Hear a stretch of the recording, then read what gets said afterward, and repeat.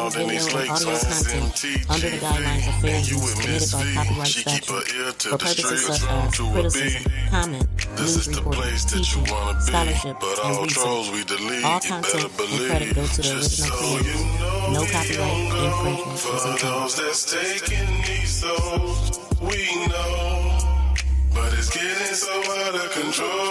Shout out to everybody in the building.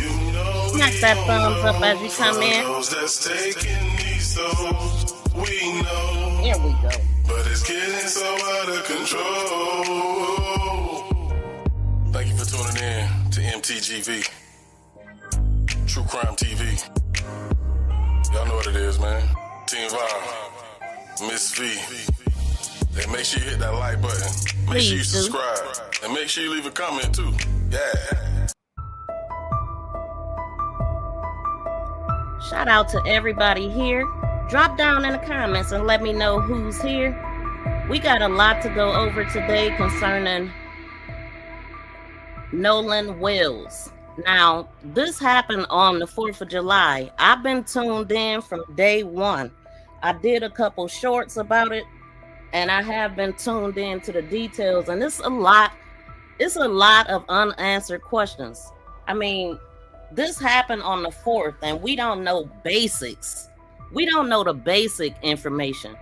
I mean, when you really do look at it, it's a lot of strange behavior going on with this case, and we want to understand what's really going on, because too many of these occurrences is happening, and there was another one that happened on the 4th, and there's others that's coming up where people were drowned or allegedly drowned, found in the water. Okay, and then the family just came forward with a press conference with Ben Crump. A lot of people have been coming forward. A lot of people have been calling in to Ben Crump, getting the information, videos and pictures and different things. Because that's what I was going to say too. Like, why haven't the friends that was with him that day come forward and said anything? Well, we know they lawyered up and all that, but that, you know, it don't make you guilty that you did that. But a lot of things surrounding the case, period, like the keys, the car being in two different places and them having an issue with it.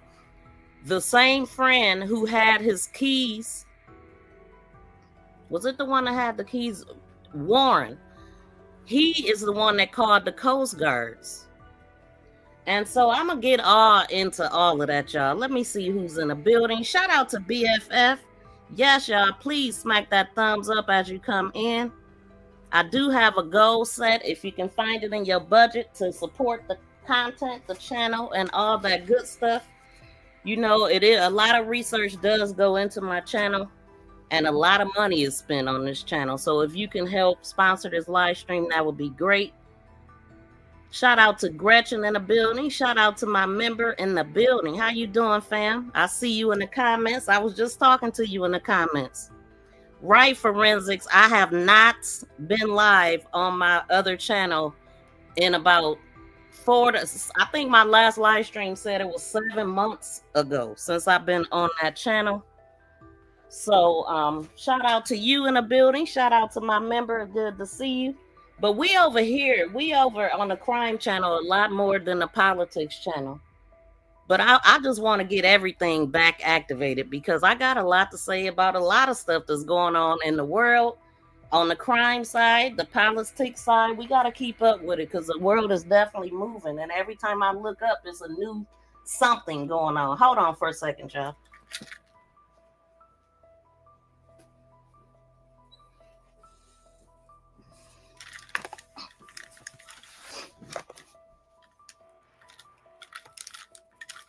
So just even starting, and if you're in the building, drop down and let me know who's here. Be counted in this conversation, because I want to know what y'all think. What he said. Okay, so let me say a couple things that I'm looking at. Oh, do we got a troll in here? Somebody is in here cussing. Okay, it might be on the other channel. I'm streaming on both channels today. So let me look over there because I do have one of my phones tuned in over there. So let's see what's going on. But we definitely ain't gonna waste no time on nonsense over here. We never do. But getting to the basics, y'all. When I look at who, what, when, where, how, right? So we talking about Nolan Wells today. And the only thing that is really truly confirmed is that he went to the island with his friends. It's still so much that I don't know. We don't even know when they got there. What time did they get to the island? What time was his foot on the sand? What is because it's a lot, it's like 8 hours unaccounted for. You know, I remember them saying something about the time as far as when they left. Right? I heard 3 o'clock and 4:30. I heard those two times. And I gotta look to see, but I know 3 o'clock something happened. Okay, so yeah, 3 p.m. Nolan was last seen. Who was the last person to see Nolan? Who talked to Nolan, and who did Nolan tell that he was gonna stay behind to talk to a girl? Who did he tell that to? Did that even happen? The other thing, 4:30 is when the group left, right? So that's an hour and a half right there missing. So he was last seen at 3 p.m. Who all seen him last? Now we know that his friend Jalen came forward and spoke up. Then Jalen's mother came out and spoke out. I know, like right after Jalen spoke out, people was like, they wasn't really feeling him either, and just wondering if his mother even knew that he was doing that. And some of the things he said, I don't know. It's like he was kind of. They're all friends. I went on Jalen's Instagram and seen pictures and stuff, at least of one of the guys that was there. Let me go through that right quick. The one guy that was there, the one that had his arm on Nolan's leg, that really stuck out to me too. Let me go to that right quick.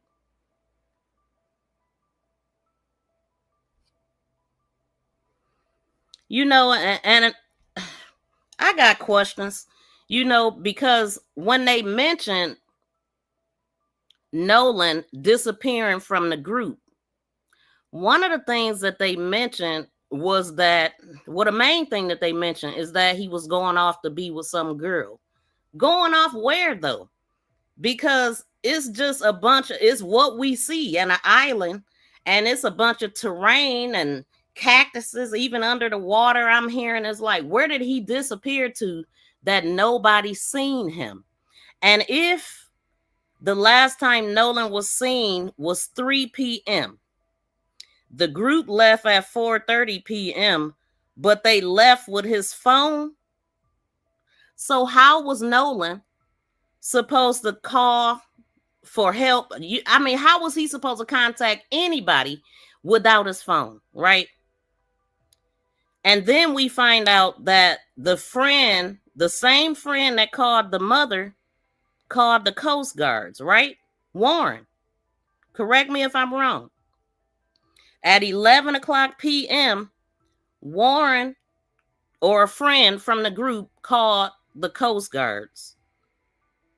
But the Coast Guards didn't go out that day. That's a part that was missing. That's something that I found in my own research, because they didn't go out the day that they were caught. They didn't go out until the 6th, the day that or the 5th. They went out the next day. But what exactly did the person say that called?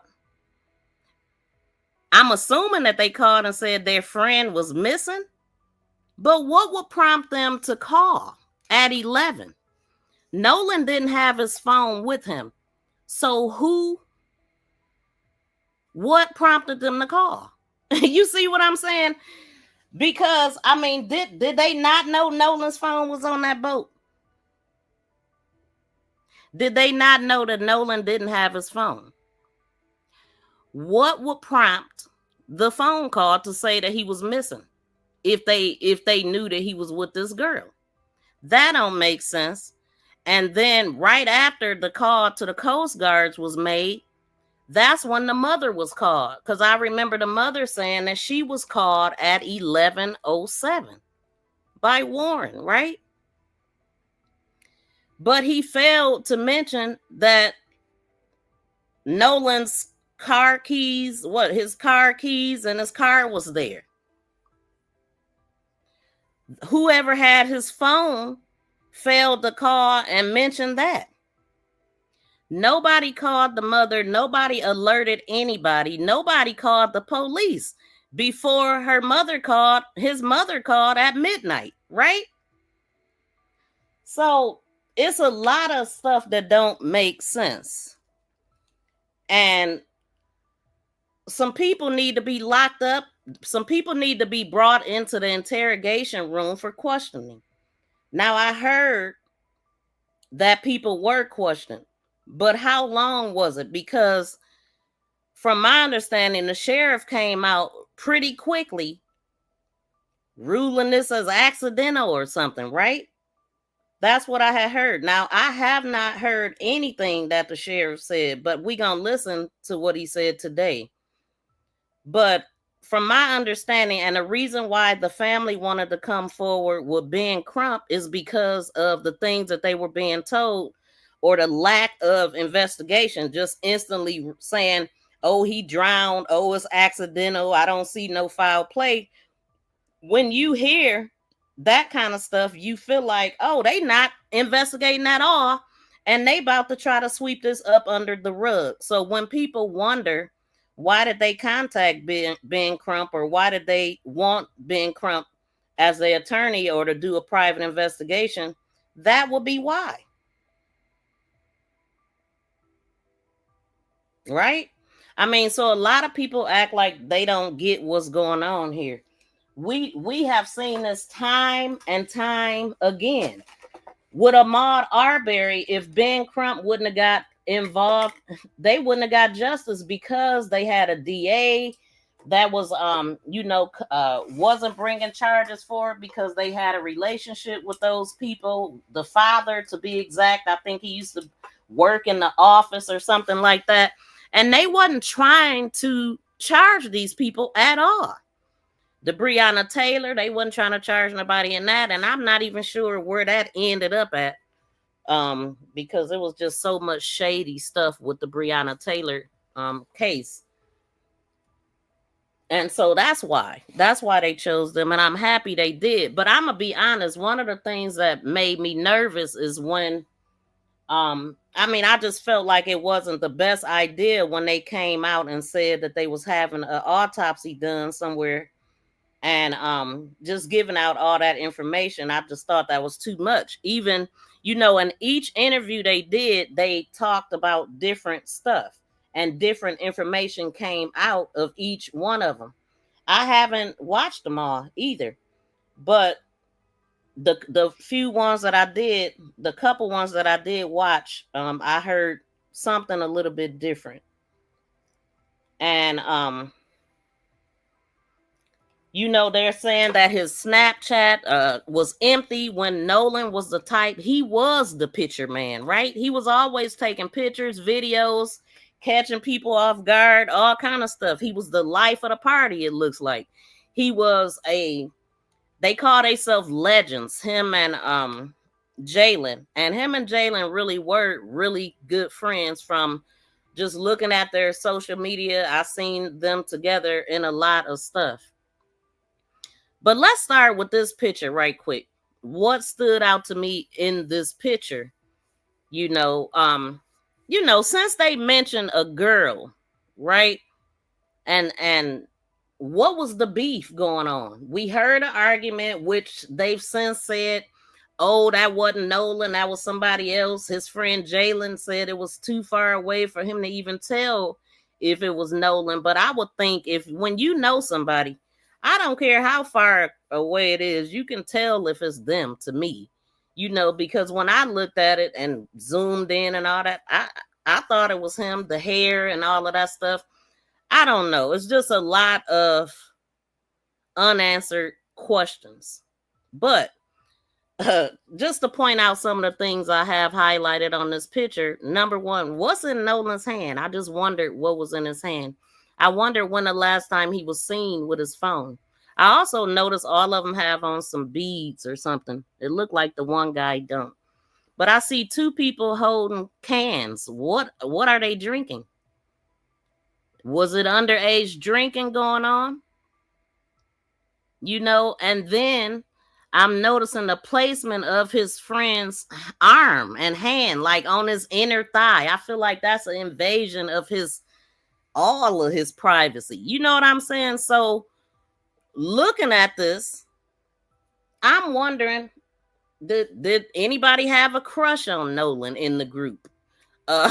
Because think about it. They mentioned a girl and him going off with a girl. A fight was mentioned somewhere in there. Some disagreements, some things happened. Oh, and Nolan gonna stay by himself, with the girl. He ain't gonna be with the bros no more. He gonna stay with the girl, right?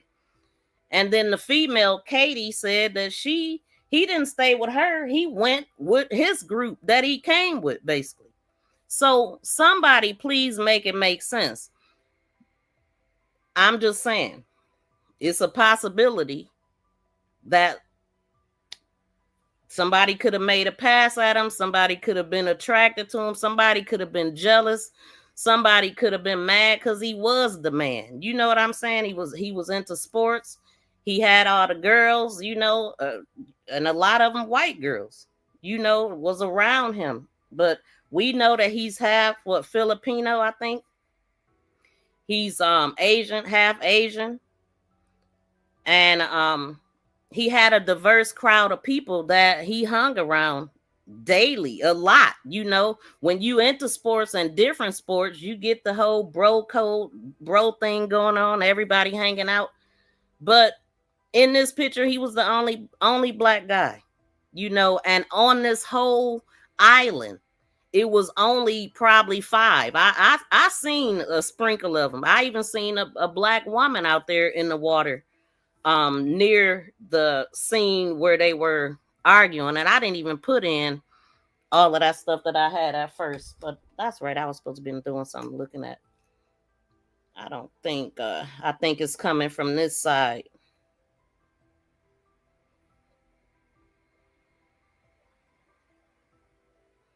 Yeah, I see forensics over there. So let me concentrate.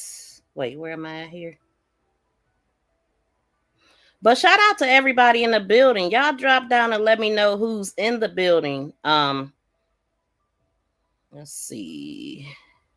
Public pressure, always a big deal when properly applied. Exactly.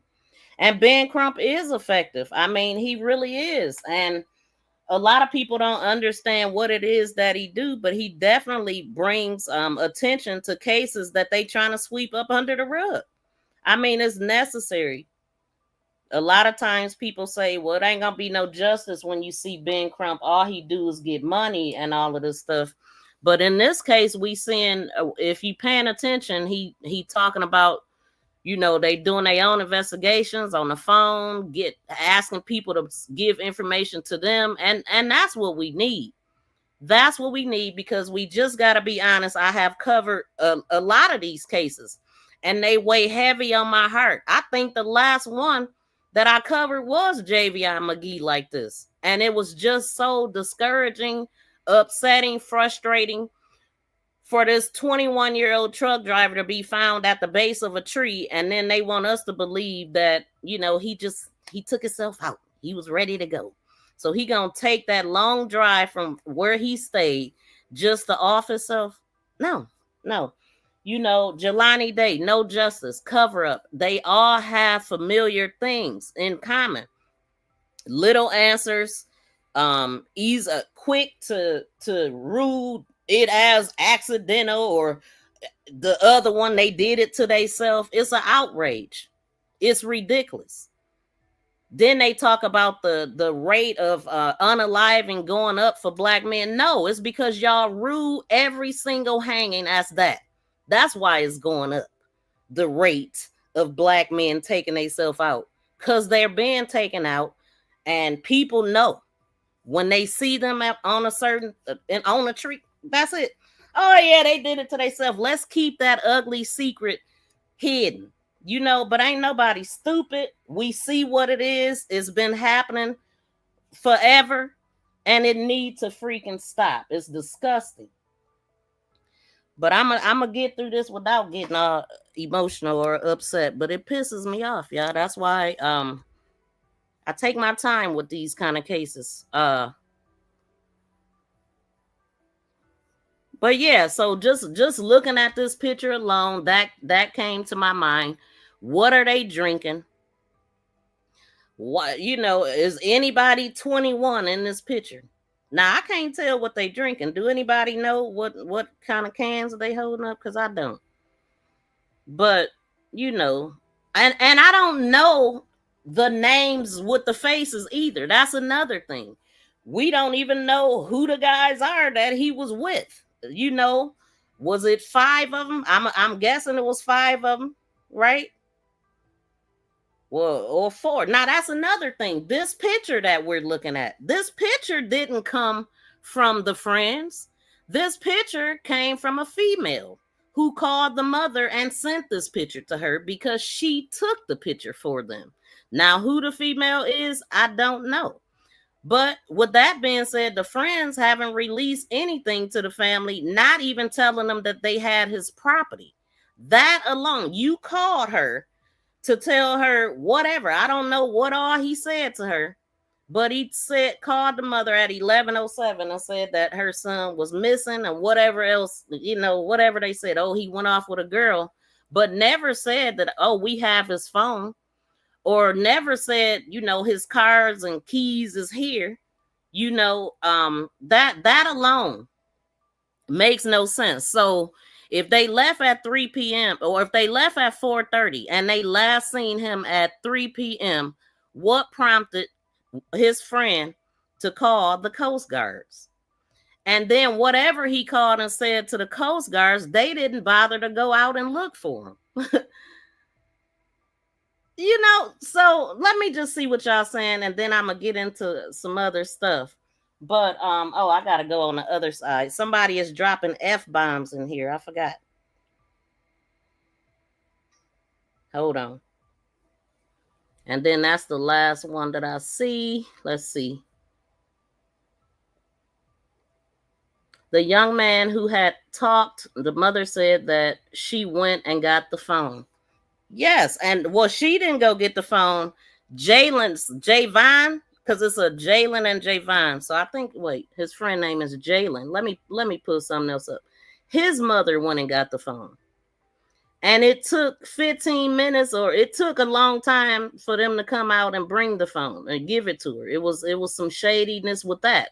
And like I said, she has since came forward and said something too.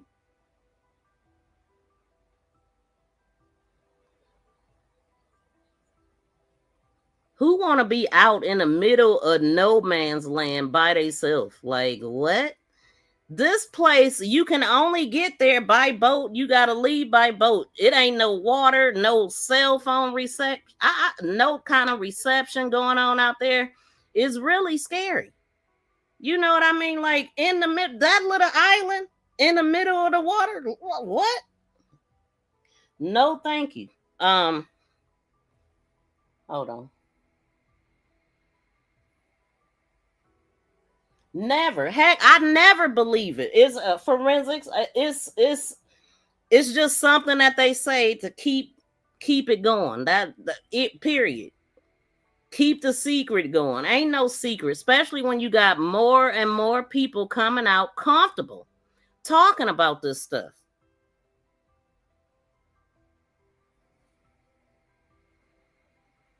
So other things, okay. So one of the things that we know, his mother said that he spent the night with his friends on the 3rd.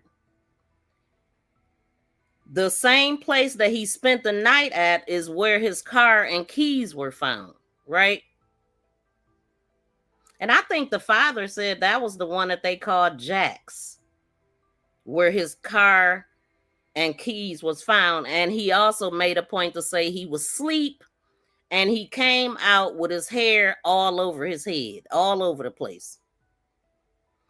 So the mother, she said that they left the morning of the 4th of July, but we don't have a specific time that they left or a arrival time.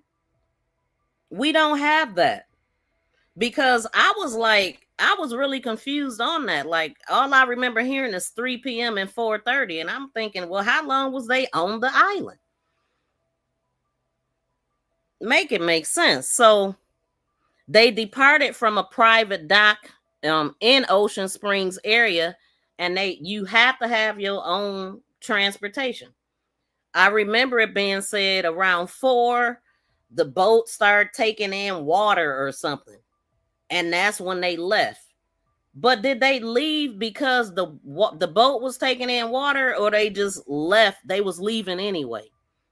That I don't know. What made them leave Nolan? Why? I mean, who was the last person to talk to him, and what was the conversation concerning him staying with this female?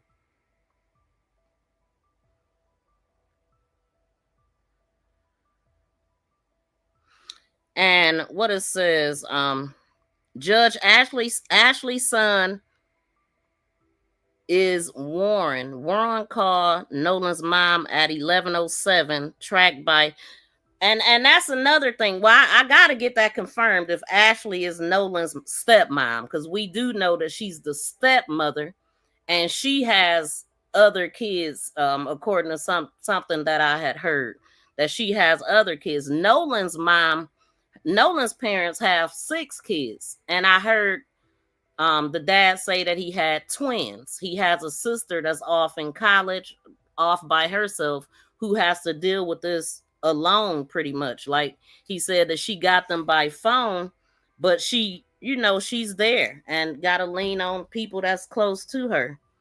And that's really sad, man. This boy, he was at the height of going to college, about preparing for whatever he had to. He had workouts and stuff that morning, so they called it his last hoorah.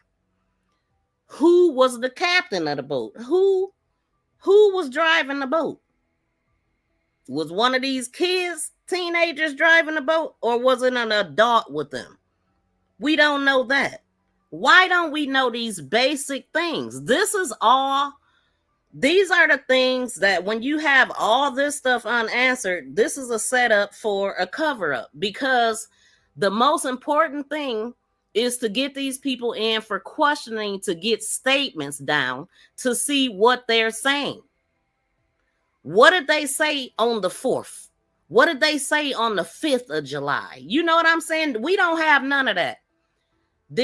No drug tests, no alcohol tests, no toxicology, right? So then they'll come up with, oh, Nolan, he had this in his system and that in his system, and everybody else was clean, when we clearly see cans in people's hands. What's really going on? Like, so all of that information we won't have, which is crazy. It's not okay. John said it looks like a Red Bull. And you know what? I thought energy drink when I seen that can, but I haven't seen a Red Bull in a while. But we do know that energy drinks get mixed with alcohol. But if he's holding a can with energy drink, you don't know what's in it. But people I know, they mix alcohol and Red Bull together. And it seems like they do a lot of partying. Now, this is stuff that I got off of Javon's Instagram, and I'm just showing this guy is around a lot. The white guy with the longer hair, the one that had his arm on Nolan, he hangs around with Javon too. And he's the only one that he's very recognizable. He stands out to me from all the other guys, and mostly because his hair is the longest. I can point him out in the crowd, and it's like black. So he just really stands out. And there's no doubt that Nolan and Javon was great friends, and the mother even admitted. Now, this other guy that came forward talking about he was the best friend, and that was him arguing with his girl and all of that. His mother don't know him. His parents don't know him. They don't consider him a friend. Like, who is he?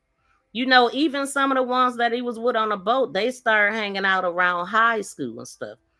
But Nolan had a fun, goofy personality. He was silly. I can just tell in some of the pictures that I have. And he was on the water a lot with his friends. This is something that somebody had posted. Well, actually, Nolan posted this on his page. See, he just silly.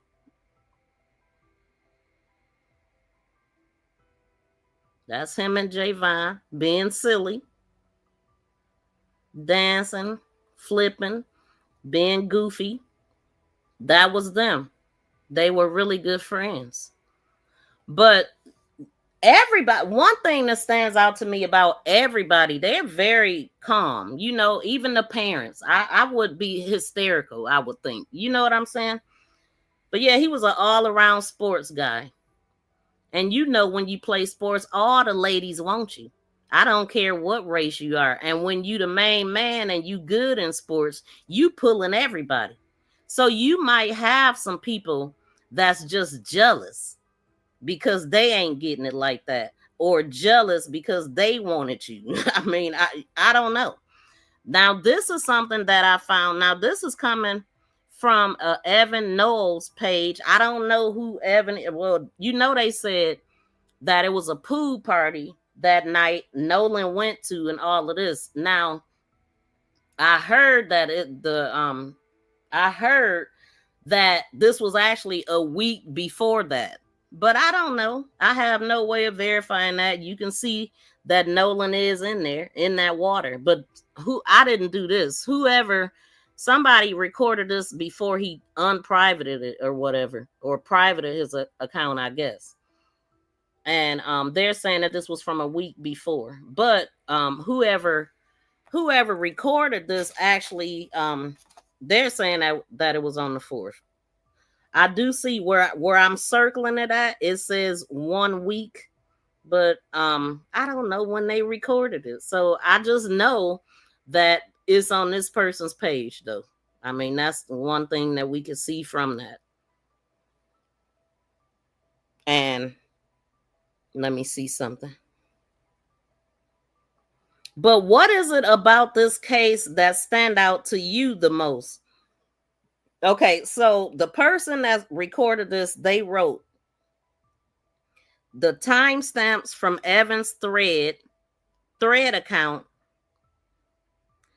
It says timestamp from Evan's thread account. This was public 7/11/2026. He made his page private 7/12 of 2026. And then they says 1 week ago from 7/11 would be the 4th of July, correct? That's what they're saying, right? And then it says swipe slides, last slide is screen recording to show the pool picture is not AI. And then it says, Nolan Wells, you guys were asking about timestamps and wondering about Evan's threads post. Now, Threads is on Instagram. Before he made his page private, people were asking about his Threads post. I made sure to include screen recording so you guys can see Evan did actually post those pictures on his actual page. So from my understanding, when you have Threads, and it's another download that you have to do on Instagram, I never did it because I don't want all these downloads on my phone. So I never downloaded the app. But from my understanding, when you post something on your Instagram page, it automatically loads to your Threads. And then people, you can invite people to threads, or they can join threads and find you or whatever. And so even if you delete the post off of your Instagram page, it's still gonna be on your threads. So is there anybody in the chat that has threads that know how it works? But that's what I heard. Shout out to Tim in the building. Shout out to Brian's in the building. One of those white people unalive that man. Yeah, it's looking like somebody did something to him, and some people know what's going on. Those kids wasn't asked no questions about anything to do with Nolan. Exactly. Nothing is on the record from what I know. You know, and I mean, Ben Crump might have said a little bit more today, so I am gonna pull that up to see what they talked about today. But the video that I did see, the audio was kind of low. Another thing, there was a 3 a.m. boat cleaning and a 1 a.m. pool party or something. Those are some times that I remember. But technically, Jalen, it was 8 hours in between. So if nobody's seen him since 3 o'clock, 8 hours later at 11 is when somebody questioned, well, where's Nolan? Is Nolan okay? Or when somebody thought to call the Coast Guards and call his mother. That sound planned. That sound like you was just waiting and trying to figure things out. What you gonna say? You know what I'm saying? A whole 8 hours. And what alerted you to call anybody if you knew he stayed with the girl, right? How did anybody expect him to call anybody if he didn't have his phone? Okay, that don't make no sense. And then the last time his parents seen him was July 3rd. His mom said he cooked dinner. So I'm picturing that it was sometime in the evening or early afternoon that they seen him. And then the next call they get is 11 p.m. on the 4th of July night. Yeah, a lot of stuff ain't making sense. So we know that it's a Dr. Roger Mitchell that's doing the autopsy, which, man, that's crazy. They said they were sending the body to Washington. I didn't like that. I didn't like that they told that. I just feel like you shouldn't show your hand. You know what I'm saying? You shouldn't show your hand, because now they have not released their autopsy results. And I'm trying to figure out why. Also, it was said that it wasn't nothing wrong with his body. Didn't they come out early on and say that? I'm thinking that the family was able to identify him, because I remember hearing that they was out there when he was found, right? And I remember them saying, oh, they don't want the cameras on them and all of this kind of stuff. And they were going to identify the body. How did they identify him if they couldn't see him? The mother, the first, when Ben Crump went on Don Lemon, that was about 7 days ago. The mom had not seen his body. So where did that even come from that she seen him? They identified him. How did they identify something they couldn't see? I'm so confused. He didn't have his wallet. He didn't have his phone. What was on Nolan that said it was Nolan? I remember them saying they had to get dental records, and that is the reason why I'm thinking, what was he was unrecognizable. Now the water can be really harsh. Really harsh. I mean, it is. Jelani was found in water, and I mean, your organs be liquefied and all kind of stuff. And sometimes that be the game to keep them, because it washes away a lot of stuff that you need, right?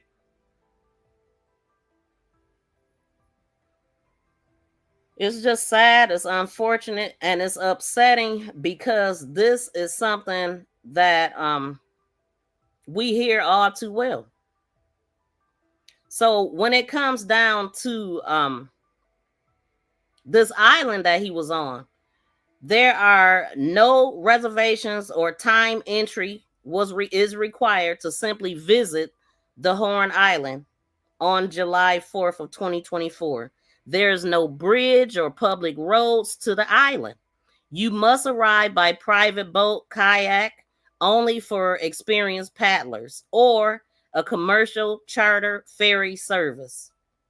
Those transportation providers typically charge their own fares and often require advanced booking, especially on holiday weekends. So, I mean, I guess they got commercial charter or ferry services. You must arrive by private boat, kayak, and then in parentheses it says only for experienced paddlers as far as a kayak, or a commercial charter ferry service. So can somebody come out there and be the service, or do they have it? Anyway, I'm not clear on that, but those transportation providers typically charge their own fares and often require advanced booking, especially holiday weekends. The island itself has no facilities. It has no restroom, no concessions, or ranger stations. Visitors are expected to bring all needed supplies and pack everything back out. So if you want to do something bad, this will be a place, because ain't nobody coming to rescue you no time soon. And man, I just don't like it at all. And then if someone planned to camp overnight, they should review the wilderness regulations with park staff before the trip. But there was not a general reservation requirement just to spend the day on the island. And then it says for the 4th of July, the main practical hurdle would have been obtaining transportation, not obtaining permission for the National Park Service. The charter boats and ferries operators can fill up well in advance on Independence Day or Independence Weekend.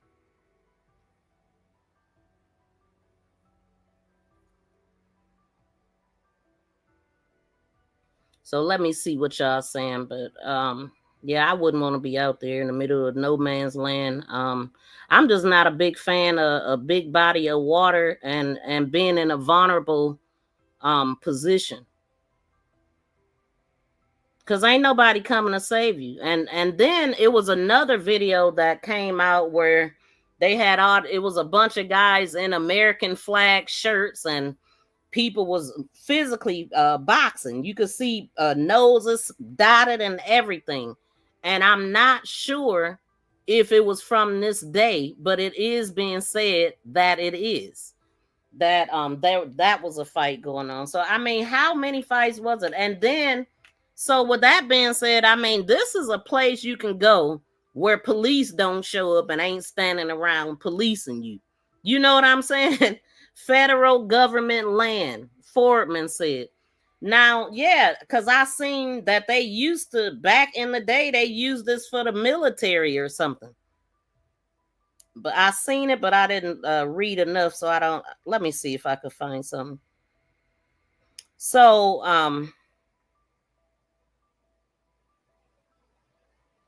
public ferry operators in the area primarily serve Ship Island, not Horn Island. Horn Island is typically reached by private boat or private charter vessel.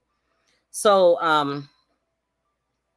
some of the things that we don't know still haven't been answered, that I just feel like we should have had the answers to, is, like I said, who owned the boat? Well, who owned it? Who was driving it? Who was operating the boat? How many people were on the boat when it left? How many people were on it when they got there? Was there any adults with these teenagers? I mean, I really want to know that.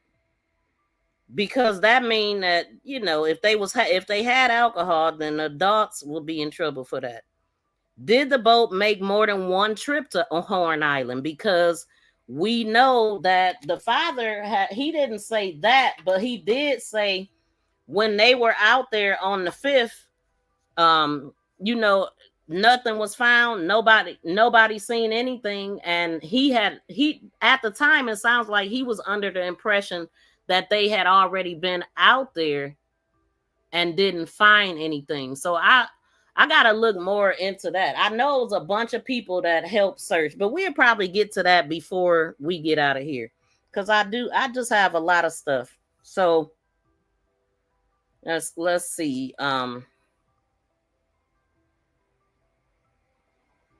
Yeah, so did the boat make more than one trip out there? Because people saying, oh, they did something to him at this party and then they took him back out there, which that didn't make sense to me. But I mean, it didn't make sense to me that they would do that. I mean, but it don't make sense to me that something happened to him on the island at 3 p.m. Possibly between 3 p.m. and 4:30 p.m. and it was like 200 people out there and nobody seen nothing. That don't make sense. You're not gonna be able to keep that many people quiet. It ain't happening. Somebody is gonna say something.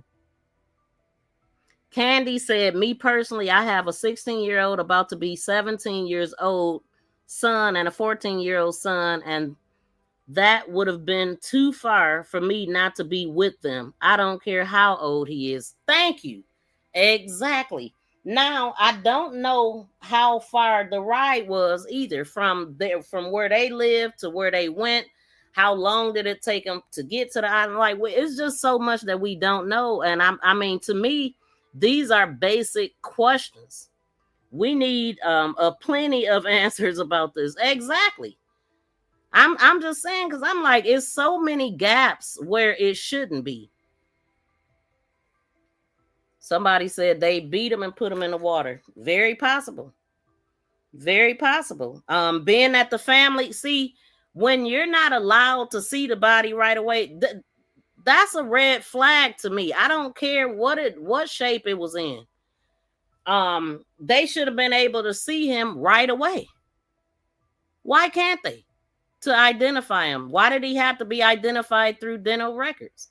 And again, I do know water can do damage. Now, I ran across some females on Facebook that claimed that they had some information about how he was found and handled. I don't know who they are or if they credible at all. It looked like both of them had on scrubs. So if they work anywhere, they gonna probably get let go. If they were legit. But yeah, they were saying that he was found face down. They mishandled his body and had him face down on the gurney and all this stuff. And I'm just like, I don't know where they got that from, but that's what they said. I seen that on Facebook today. And so were there other private boats that Nolan was expected to return on? So yeah, so how about that information? If the friend who said it, who said he was gonna stay off with a girl? What boat were they in? Did he have eyes on the boat? Did he make sure his friend was gonna be cool? Because to me, he should have. You leave with them, you leave, you go with somebody, you come back with them, period. That's just the way that it is. You don't drift off with a stranger that you don't know. So he just decided, I'm gonna stay with this girl. And then I heard that she said no, he was gonna go with them, and something about her parents made her get on the bus. Who cares? Somebody said, if you don't care, get the hell out. That's for sure. You ain't got to be here. Hi, chat, and I agree with you on showing your hand. Yeah, and no, they identify him by his dental records. Yes, and that's what I'm saying. Why? Why couldn't his parents identify him? Was he that bad off? Because we know when it comes down to water, that the fish and all the aquatic animals or whatever, they attack you down there and they could do some damage. And that's why they put them in water, to be honest, to make sure that happens. Make sure they the most important things wash away. But it's just too many unanswered questions. Hold on, let me get to this one. Move this out the way. Just too many unanswered questions. Was anyone asked to pay for fuel or transportation? Who organized the trip and invited everybody? Yeah, whose boat? Because whoever boat that's who was in charge of everything. Because you the one that got them there, right? I don't know that because it's just been so much. I'm not sure. Was the trip planned in advance through text or social media? Now we do know that it was planned at some point because he stayed overnight over their house, and I think it was Warren, right? I think I'm not sure. Let me see if y'all know. But yeah, I just wish they would have never showed their hand as far as oh we gon' because the reason why I say that when you like oh we gonna ship them to Washington and this that and the third, don't you know this is a big organization? These racist people that we seen at the Capitol, and all that stuff they was just doing on the 4th of July. All these people walking around with masks and sunglasses and hats, scared to show their face, and all of that stuff. These people are organized. They're your local doctors, teachers, lawyers, judges. I mean, it's no different from back in the day when they had the hoods. They just since COVID, they decided, oh, we gonna do the mask. We gonna do that. You know, these people are calling. These people are, doing what they do, figuring things out, threatening people, possibly paying people off. Like, I would have never said that, man. When I watched it, I was like, oh my God, why? Because I actually watched it live when he was talking about it, and that was my instant reaction. Why tell them? And then give the name of the person. Godly. Mm-mm. And then I remember the mother saying that it was like jurisdictional issues when it came down to reporting him missing. That's another thing. You own water and not land. Is it what department do they call for a missing person?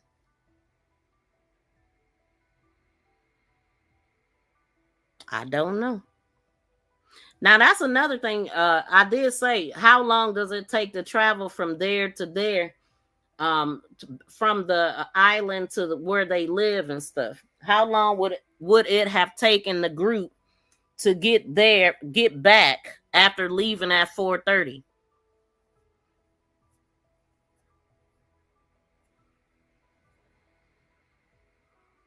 But yeah, so having issues on who's gonna take the missing report and all of that. Then let's see.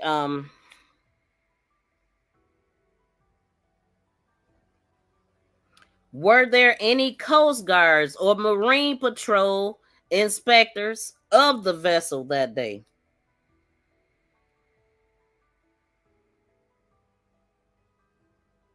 And somebody should have been out there too. Like somebody should have been out there policing things to me. You got a 200 some people on the island and it wasn't no police out there. They got boats and stuff. They could have been right out there. I haven't heard anything about that. I haven't. So I'm just wondering, was it? And then this boat that they went on, did they have that inspected? Like, why would they? When was the last time they had that boat on the water for them to say that the boat started intaking water? Was it because it was too many on it and they was flipping it over, it was getting water in it, or was it a hole somewhere? I don't know. I'ma think not because they made it back home, right? And then authorities have stated that they are reviewing witness interviews, text messages, videos, and other digital evidence while asking the public for original media from Horn Island on the 4th of July. Now they might be asking all of that stuff now, but in the beginning, the family was not getting what they wanted, and that is why they reached out to Ben Crump.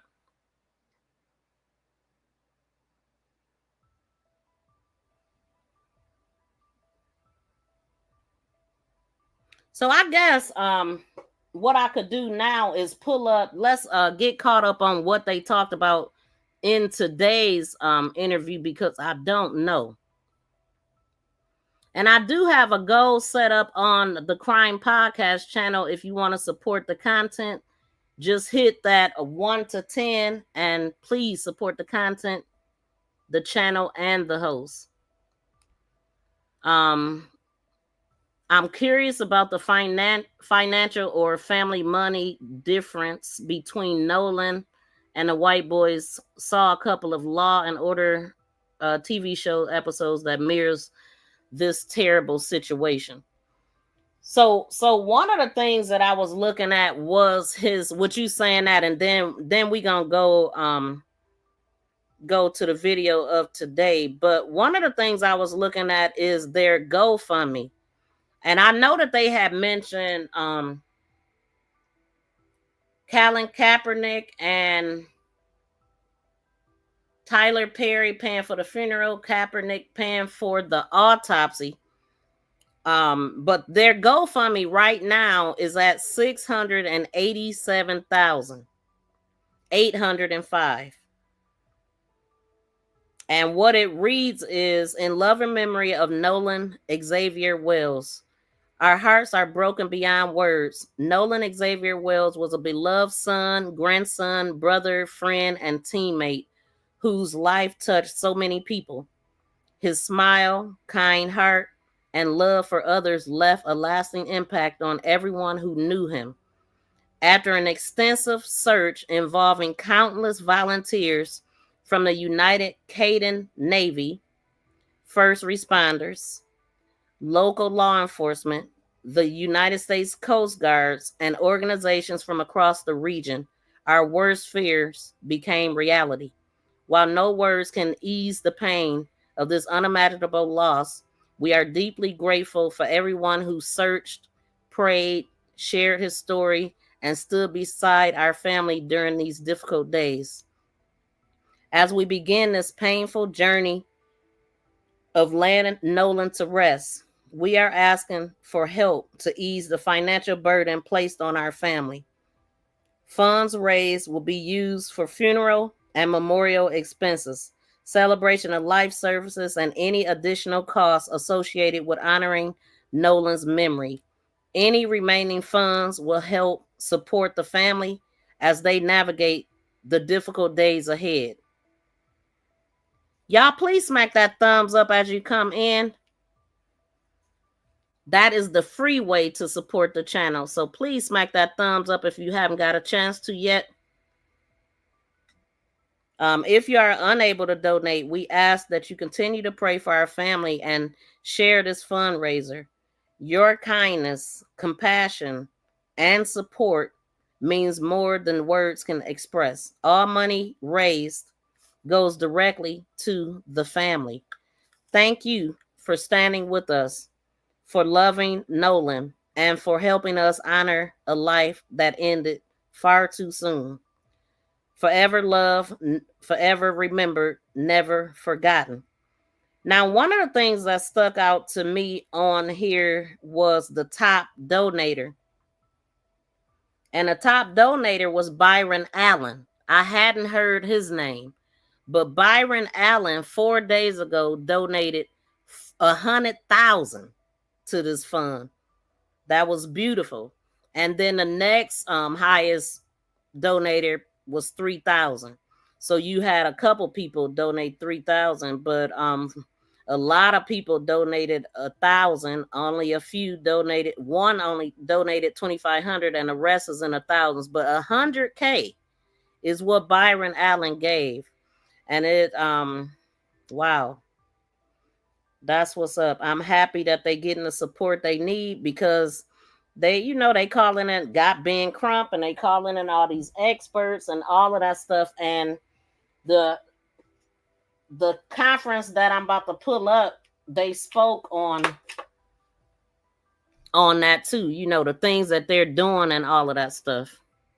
I feel like, let's see. Shout out to Tabany. Welcome in, fam. I'm doing good. How you been? I feel like all the young men should pay for everything since they're supposed to be such a good friend. Exactly. It's just crazy. I mean, it don't read good friend to me. I mean, it kind of, just like I said, the Coast Guards called at 11 and the mother called at 11:07. Why did it take that long?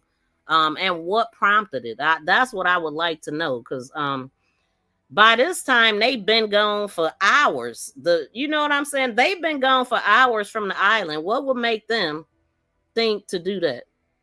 I saw that, and by their 15-year-old family member. Oh, I'm not sure what you're responding to. There should have been a Coast Guard somewhere because the people had to have life jackets for everyone on the boat. Yeah, it should have been some Coast Guards out there, man. I mean, I didn't see any, and I haven't heard that any was there. It's like, I just feel like if you're going to allow people to come out there like that, then they should at least have that. It's just a no man's land. I'm good with no man's lands, for real. How about the 7 black folks unalive by family members? And yeah, we ain't talking about that right now. It's a lot go on in the world. We can't cover everything in one day. We ain't talking about that. We talking about Nolan right now. I just Googled it. It said 15 to 30 minutes to get from where he was at on the island back to regular land. Okay, so just back to regular land, 15 to 30 minutes. Okay, so under an hour for sure. But I just wonder, once you get on regular land, because I would think that they would have been driving a truck, right? Some type of pickup to be able to pull, or even a SUV or something that pulled the boat, right? And they would have had to park the vehicle somewhere. Well, I guess, I mean, yeah, they took off, right? They took off from the somewhere in Ocean Springs, but I don't know if I read the exact spot, but some dock area in Ocean Springs. I don't know where that's at. But so yeah, their vehicle would have been parked out there also for them to attach it back and all that. So yeah, if the boat was intaking water, then how would they then turn around and come back and bring his body back out there? Because I know that's something that people were saying, and that just don't make sense to me. What makes sense to me, even though it don't make sense, is that something happened while he was there, and they left him. But I mean, that only reason why that don't make sense is because they are saying that they left that early. So now if they left later, then it would make more sense. Where it's dark outside, you can't see everything going on. But when it's daytime, you talking about somebody freaking drowning and you got 200 people out there? Come on. The island is what, 11 miles long, or 11 to 12 miles long, or something like that. There should have been a grown up out on that water. Exactly, with them. Like, I mean, pretty much they kick it like they grown. I know, they out of high school, but you ain't 21 yet. Especially with leaking water. That's what they saying, leaking water. Oh yeah, water. It was incoming on a boat. I heard the black lawyer that lives in Atlanta, but he's from Mississippi. Now I did see a lawyer speaking of a retired lawyer, or no, he was a judge who's now a lawyer. He came out strong. Like, he know what they should be doing. He was telling us, the arrest that could have been made already. And it's just like, they didn't want to put no pressure on these people. Seemed like to me. It seems like, they was headed for ruling it as, oh, accidental, and that's it. So one thing for sure, two for certain. When the public come out and speak, it do get things moving, because don't nobody want this bad stuff on their name. But they don't mind. If ain't nobody talking about it, they gonna do it and ain't gonna give a damn. And even when people are talking about it, they still gonna try to they best to cover it up until they can't cover it up no more. A lot of them people out there might have been on vacation. Some might have been from another state. Yeah, I mean, it seemed like it's a whole vibe. If everybody acting accordingly, But you out there on water in the middle of freaking nowhere, and people out there fighting and arguing.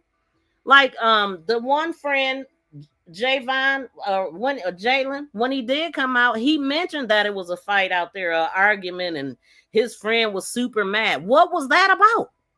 What was he so upset about? And who was it? Who was he mad at? Was it two people riding together that was upset? Why is everybody upset? Because if Nolan decided to not ride with them, what was the other reason besides the female? Get out of here. Why would he need to be identified by Deno only 2 days if that was in the water? Yeah, I mean, it seemed like they could have been able to identify him. Shout out to Tone. How you doing? Bruises don't wash away, and maybe people don't know. If he was beaten after he was unalive, the bruises are well. They can do things to tone them down, though. They can tone down them bruises a little bit and have him messed up. Like I said, the aquatic. I remember when this one kid, he was found face down in some type of water, and his face was dang near eaten off by the fish. So there's many reasons why people do that. Then it's like, oh well, I can't tell if it's from this or that, or I can't. They do stuff for certain reasons that will mess up the body for autopsy. For real, they do it on purpose.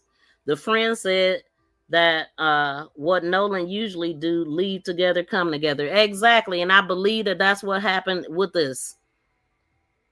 I believe that that's what happened with them. Dennis, you can get up out of here. Where's my mods at? Where's my mods? I don't know where Dennis is at talking stupid. But anyway, we ain't gonna give him no airtime. I'm gonna find you in a minute. As soon as I put these videos up here. So let's get into the latest information, because I haven't listened to this. I haven't listened to any of it in full. I just been like gathering different information. And here it is. Wait, is this? Yeah, we should be good.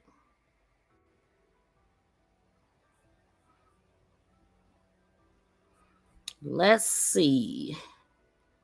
And like I said, this audio is a little jacked up. Last time when I listened to it, it was two ladies said they talked to someone from the field. They burned his body and left it in transport truck and put it in the water. Are those the two ladies that was on Facebook that I was just talking about? I don't know who they are or if it, legit, but that is what was said. Mm-hmm.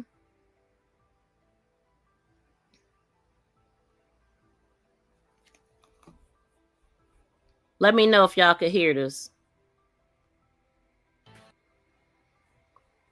If it was no.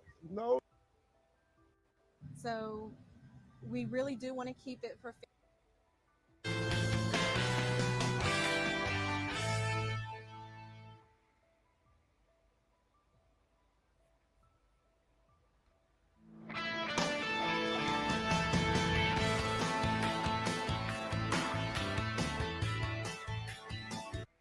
We don't need all that music right now. But now, hold on, let me get this off the screen.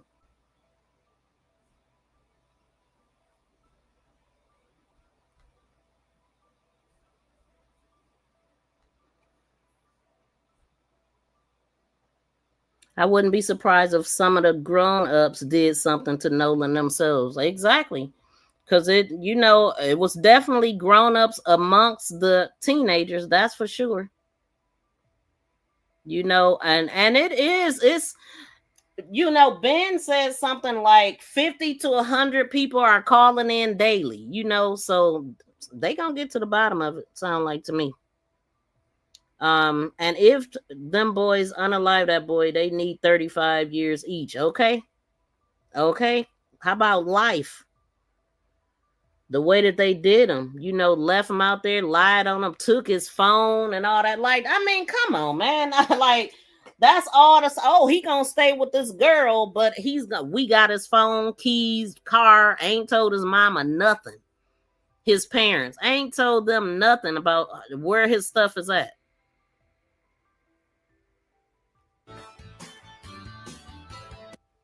Had to track it down themselves. Make it make sense.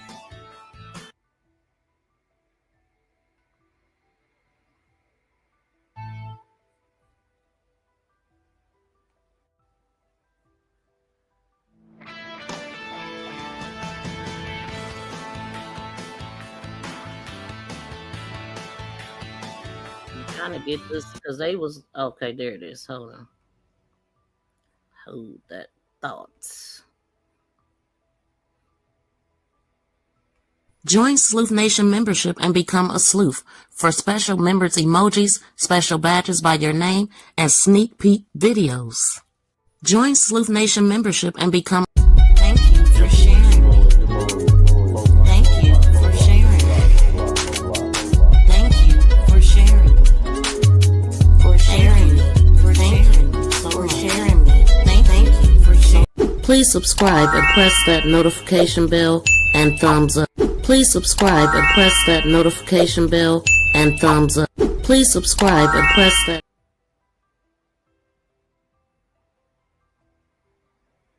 Okay, I got it here now.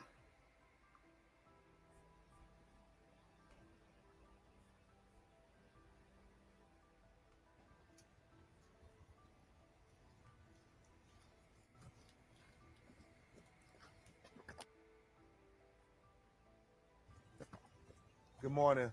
I'm attorney Ben. Good morning. I'm attorney Ben Crump, along with attorney Lisa Park, attorney Eric Harris, Justin Preston, and Cliff Jones. We have the honor of representing the family of Nolan Wells. We have present with us his mother and father, Christine and Elmore. We've just had an opportunity to meet with District Attorney Angel McElgrath and some members of her team. We had a very respectful meeting.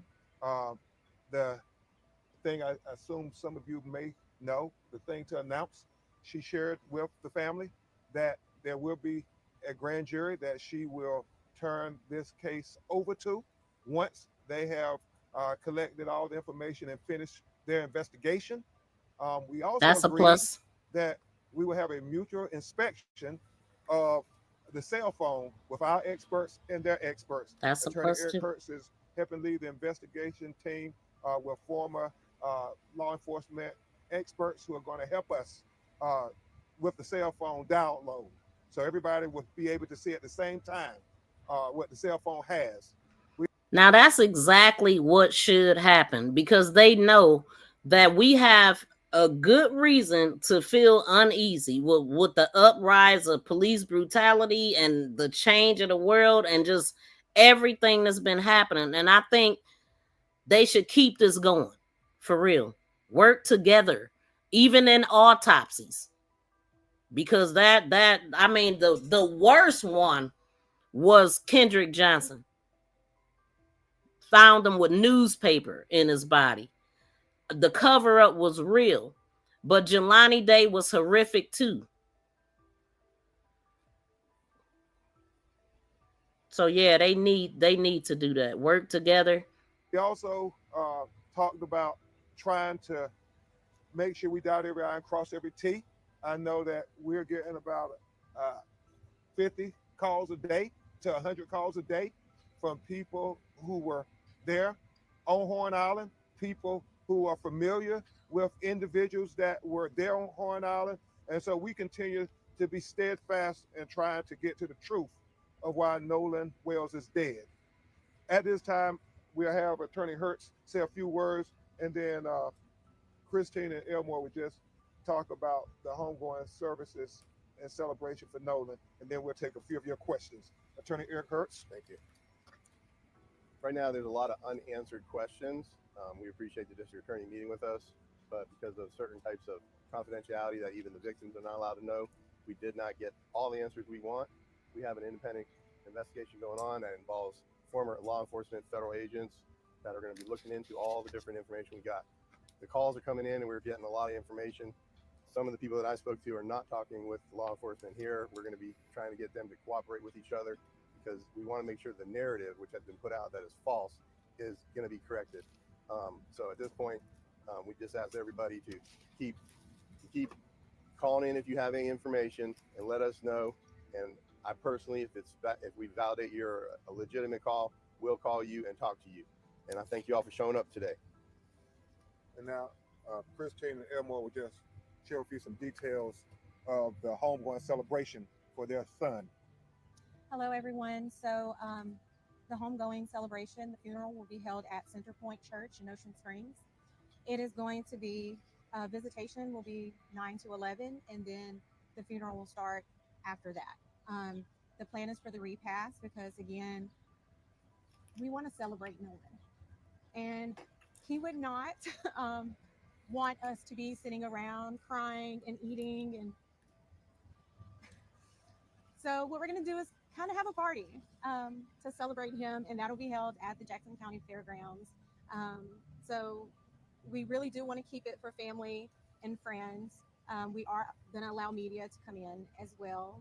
And lastly, His teammates. Oh, absolutely, teammates. We've already contacted Coach Les George because we want to make sure that those guys are there. Former teammates from high school, middle school, teams that he played against. You guys are all welcome, but of course, we want to make sure that our families for sure and close friends get there. So I do want to just say for those of you, again, if you are having protests, even the day of his service, I am asking you guys to just keep it peaceful. Nolan would never want any type of violence or anything like that. He was not that kind of person. So if you guys would again just be peaceful, and to the community, thank you so much. Um, just the outpouring of love, support. We've had some local officials. Mayor Casey Vaughn from Gaucher has reached out to us. Oh my gosh, I can't even tell you. He has. It's almost been every day. He's been texting to check on us. Also, Jeffrey Hullum, thank you so much. He's been texting pretty much every day, receiving a lot of stories from Nolan's teachers, which just warms my heart, his classmates, teammates. So again, for those of you who have donated to the GoFundMe, once again, I stress, if you are not financially able to, we're not begging for that money, okay? If you're not financially able to, we understand. We thank you for whatever you can give, but if you cannot, if you would just keep us in your prayers. And to his friends, stay strong, and please just take care of your mental health because I know this is a lot. It's a lot for us, and I know you guys are feeling some of that too. So thank you all.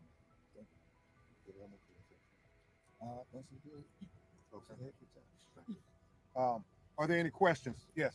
Attorney Crum, Skyler Hunter here with CBS News. The last time that you spoke in a setting like this, I know you guys were hoping to get results back from an independent autopsy. I know you mentioned that Nolan had been sent to Washington, D.C. Is there anything to share on that front? Not at this time, but we hope soon, very soon. Obviously, we're concentrating on the funeral services, but hopefully shortly thereafter, we will be able to tell some findings of the preliminary autopsy. Still waiting on some things. And also, while we're talking about funeral services, want to thank Mr. Tyler Perry for paying for the funeral. Absolutely. As well as Colin Kaepernick for helping to shoulder the expense of the independent autopsy. And I thank Reverend Al for agreeing to officiate the funeral services. Yes, sir. Aaron Gilchrist, NBC News. Mr. Mr. you said from the very beginning that for you, this was really about getting some answers about what happened to your son.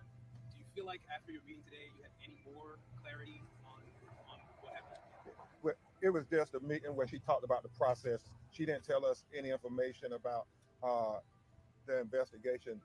Y'all, please smack the thumbs up. I'm looking on the vertical. We only got 24 thumbs up. It's 53 people tuned in over there. So please smack that thumbs up. If you have not, to support the content is very important, and it's free. The thumbs up is totally, completely free. Too much because those things are, as she said, her role and what she has to do. But they still have questions, and that's not insignificant to this meeting. It's just in general. Every morning they wake up and there's a hole in their heart, and they are trying to say, "What happened to my son?" Obviously, they feel strongly that he would not have just stayed behind. He wouldn't have left his cell phone, and so we're trying to get to those answers. Attorney Crump, Ryan Rose, GC Wire. There's been a lot of misinformation that's been spread online, especially the pool picture that was shared by you, and you had said that. Well, I didn't share it. I reposted it. We're reposting everything. Let's make it clear. We're reposting everything because we're trying to get people to come in and call. And so we've said from the beginning, we're in a ferocious search for the truth. And so things out there, we are trying to post, ask people, do you know something about this? Let us know. Just because we repost does not mean that we authenticate anything. Look at our social media. We have always been very careful to say this is a repost, and we almost always give a declaration that that's what it is, a repost.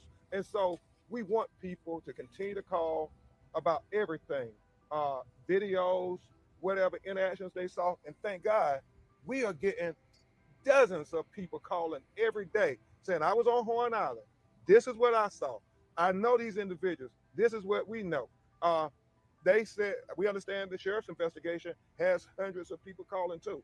And so the hope is that when this is presented to the grand jury, all relevant witnesses and evidence will be presented to them so that we can have a fair and impartial investigation into the death of Nolan Wells. We were very honest and candid with the district attorney. She was honest and candid with us. Our lived experiences tell us that we must question everything, everybody's role, law enforcement role. That is the lived experience of us as Black people in America. And we will be not honoring the ancestors' sacrifices for us if we did not be honest every chance we got when we talk to power. Yes, sir. You mentioned the false narrative out there. Well, I've seen quite a few of those, so I was wondering if you could tell us which false narrative you're talking about so we can let people know. Yes, Was there a particular false narrative? There's a lot of narratives out there right now, and there's a lot of narratives we're going to try to investigate all of it. there's a lot of narratives out there right now. I'm not going to comment on any particular one, but whenever a case this big gets in the news, people try for whatever motivations, law enforcement or whoever, people that call in, try to set up a narrative so that people will follow the narrative. Our job is to cut through all the noise and find the truth.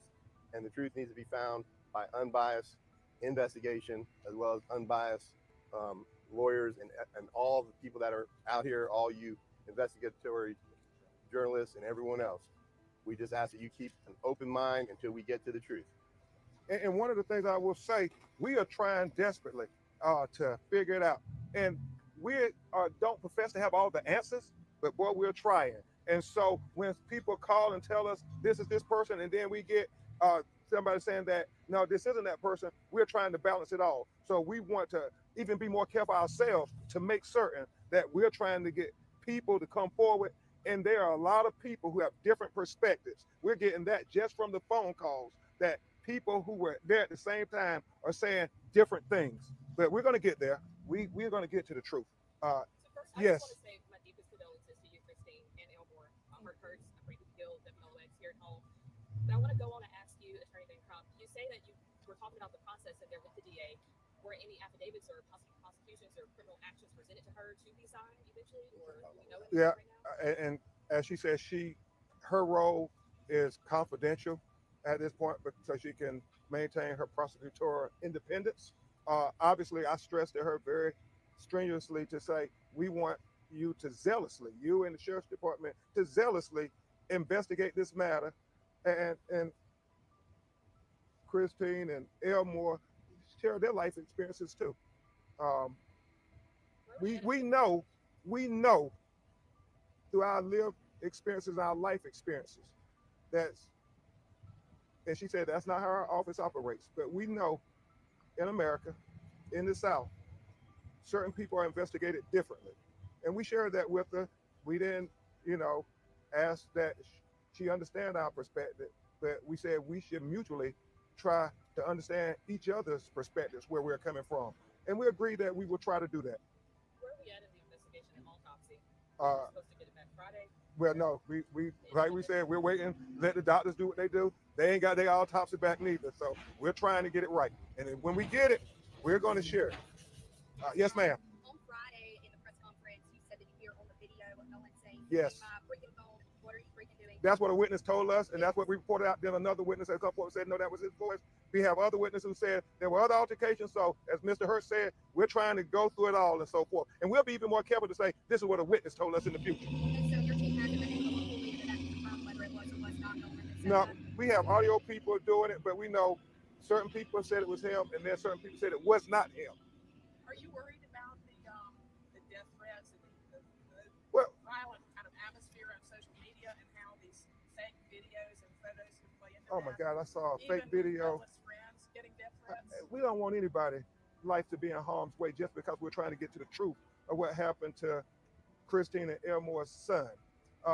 We saw fake videos about AI generated videos of Christine, and it's just god awful as they're grieving and trying to fight for the truth that they are also having to deal with these fake videos attacking them as they are just trying to literally bury their son next week. But we want everybody to say that we can go through this journey together for the truth. And even though we may have different viewpoints, we can all agree that everybody wants the truth, and nobody life should be threatened for seeking the truth. Nobody should be, presumed accountable until we have evidence. His mother and father only want, and Christine has said it multiple times, she only wants what you would want. When you want desperately to get to the truth, when you want people who were closest in proximity to what happened to be investigated and thoroughly investigated, we know that, if it was Nolan, how would he be investigated? So one last question. Real quickly, just curious about the dynamic that you guys have had, Christine and Elmore, with law enforcement up until this point. Have you all been able to speak with the sheriff and the lead investigators since what happened last week? So that was actually clarified in today's meeting. The DA's office wanted to take over that communications because they do have a victim advocate, which I appreciate. But of course, that wasn't what she, took responsibility and accountability for. But we were not communicated with that information. So for us, like I said before, the last time we actually spoke to someone with the sheriff's department was last Tuesday. That was via text message that I initiated, just asking for an update. So that's the biggest thing is, I appreciate that she took accountability for saying, hey, that was actually our doing. But, we have a setup now. And so the hope is that we'll have that open lines of communication. And Attorney Hertz has Okay. Let me just say that under the law, And don't. a victim is entitled within, I think it's 72 hours to get an incident report and have certain information shared. It's been more than 72 hours, and that's part of the meeting here today to start getting the incident report and all that information that we came here to collect, as well as listen to the district attorney and what she had to say. Did you get that report? No, not yet. We are working with them to say there need to be better communications with the clients and so forth. So the big things that we know, there's going to be a grand jury into the death of Nolan Wells, and number two, that we're going to have a mutual inspection of Nolan's cell phone. We just want to make sure everybody else's cell phone is also being downloaded. I like that. A grand jury and a cell phone, they gonna get together and look at his phone. That is how all of them should go, because the trust is out the window, man. We have so many examples of things that we could go through to verify that. Why should we trust what they say? Why should we? So I'm happy about that update, but I'm concerned about them lagging on their autopsy. Like I said, if nothing was ever mentioned, then their autopsy would have been out already, is in my opinion. They could be kind of waiting around to see what theirs is going to say. It just would have been nice for him to have never said anything and it just happened. Like, I just don't get it, man. So shout out to Gretchen. Thank you so much for helping me get closer to my goal, fam. So again, I do have a goal set up. If y'all want to support the content and the channel, that would be nice. But shout out to you, Gretchen. Thank you so much for being a member, and thank you for helping us get closer to our goal. Shout out to you. Let's go.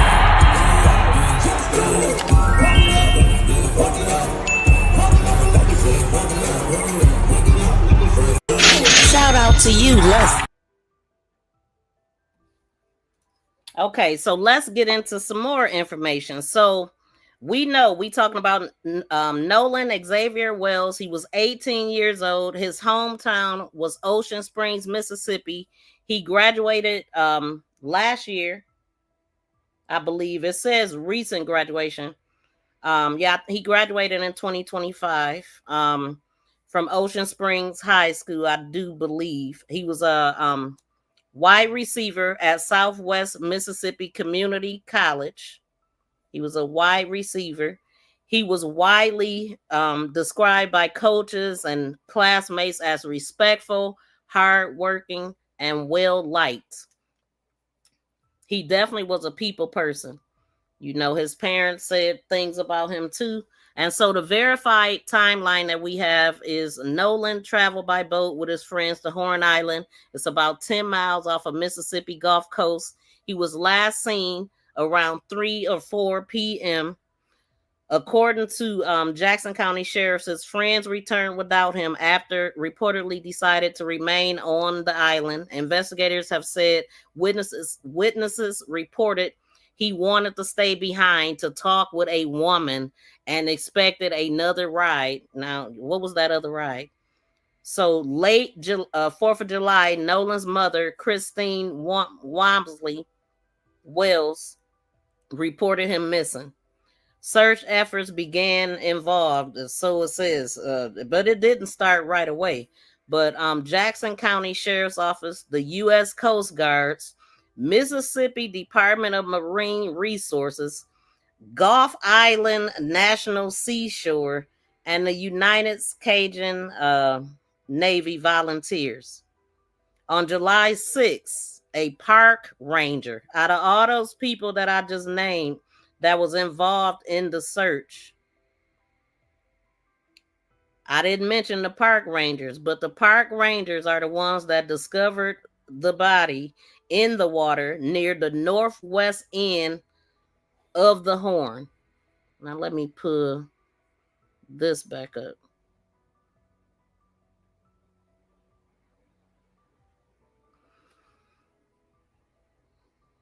So yeah, the body was found at the northwest end of the Horn Island. Authorities said the body matches Nolan's description pending identification. That was on the 6th. On July 7th, authorities confirmed the body was Nolan's through identification procedures, which was dental records. His family publicly announced their devastating loss. That was all on the same day, on the 7th. What investigators have officially said, and it's confirmed by law enforcement, this is the only thing confirmed so far. Nolan was last seen alive on Horn Island. He did not return on the same boat as his friends he arrived with. A large multi-agency search was conducted. His body was recovered near Horn Island, and the investigation remains open. Like that's like I said, it's a lot of unanswered questions. We still don't know the cause of death, but I do know all it takes is for them to find a body in water and they'll say that they drowned automatically just because of where they found them at, which is crazy. And authorities have indicated they initially suspected drowning, but they also said the investigation was still ongoing. But they said that out their mouth, and no foul play or something. Don't nobody want to hear that. The final autopsy findings have not been released publicly, but I believe they got them because they were supposed to have them like Friday or something, or just a preliminary, I'm guessing. But toxicology results have not been publicly released. And the family's position, Nolan's parents have repeatedly stated they want a full investigation, transparency, answers about exactly what happened on Horn Island, leaving nothing out. You want to know every single detail. The family has retained Ben Crump, as we know that. So the questions that remain unanswered: why did Nolan stay behind? Who was the woman he reportedly stayed to speak with? Who was supposed to bring him back? What happened between the last confirmed sightings and his body being found? Why were some of his personal belongings reportedly left behind?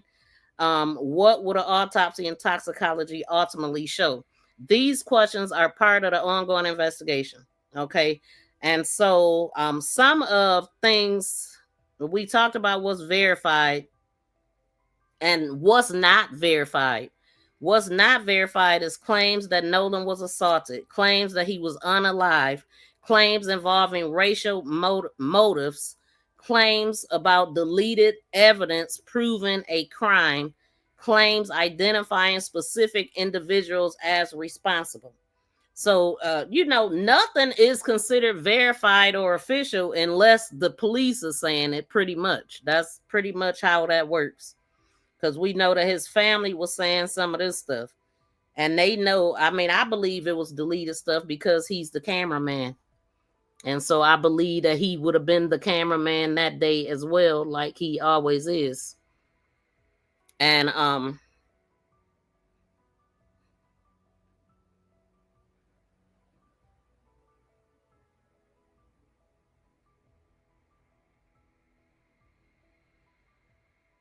hold on 1 second.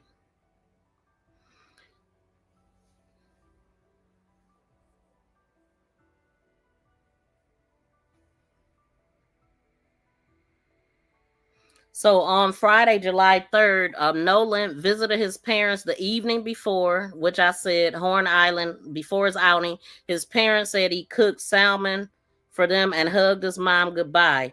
His car was later found parked at the residence where he had stayed with friends before the trip. So that on the 3rd, after dinner, he went to his friends or whatever. That's where he stayed all night.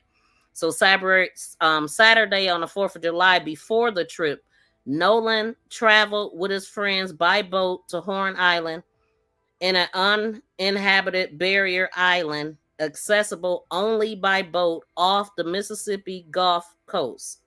Approximately 200 people may have been on the island for the holiday, according to family's attorney.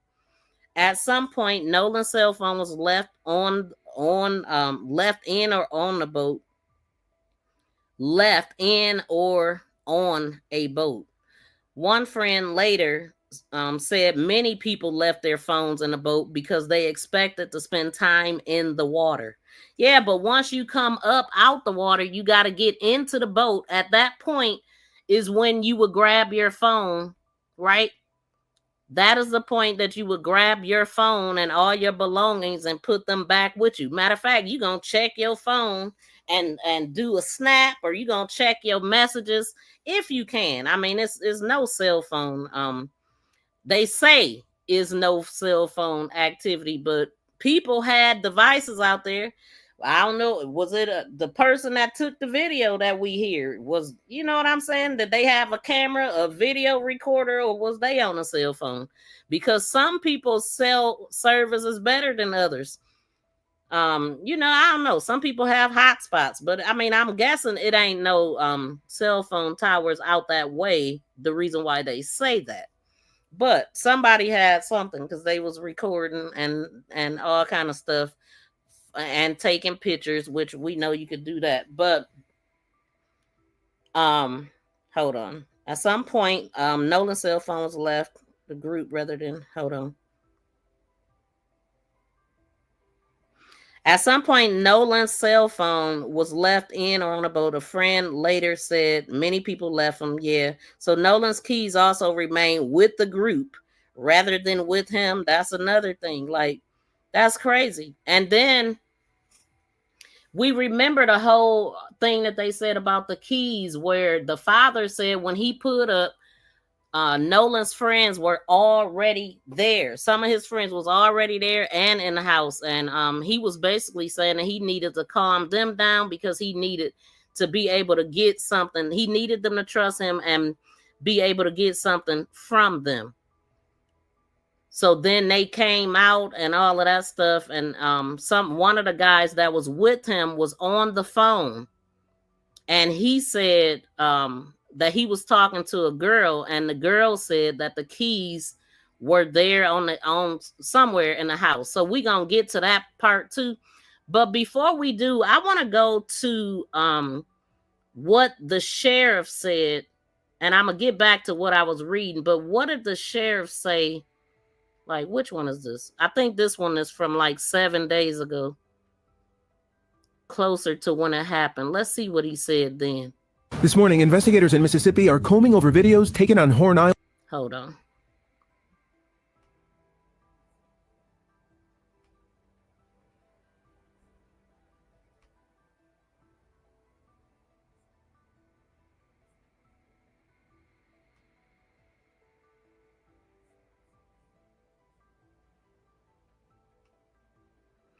Y'all, please smack that thumbs up while I get this video together. And share it out too. I'll shout out anybody that shared me out today as well. On top of the Xbox. Thank you, Fordman. Yes. So I'm assuming that Xbox was in somebody's bedroom. Another thing, that stuck out was that the guy that had the keys was knocked out. He was asleep. And that make me think they had a whole drunkard night too. Like, how could you sleep through this without being lit?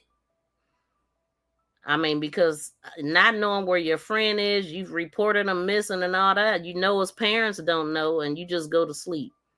Some people, after devastating things like this happen, they don't sleep for days. But it sounds like his friends didn't have no problem sleeping. Still not reporting to his family that you had all his stuff. This morning, investigators in Mississippi are combing over videos taken on Horn Island around the hours Nolan Wells was last seen alive,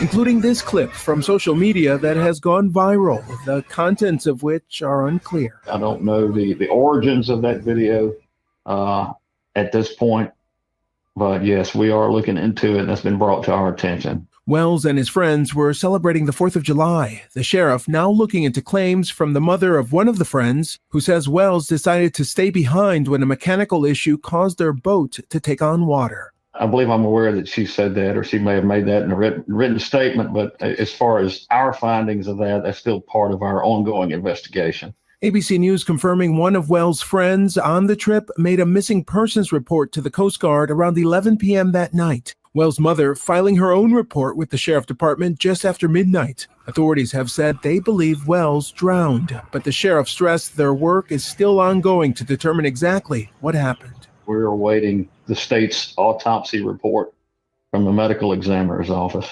Wells' family attorneys launching their own investigation. They allege his cell phone was returned with deleted text messages.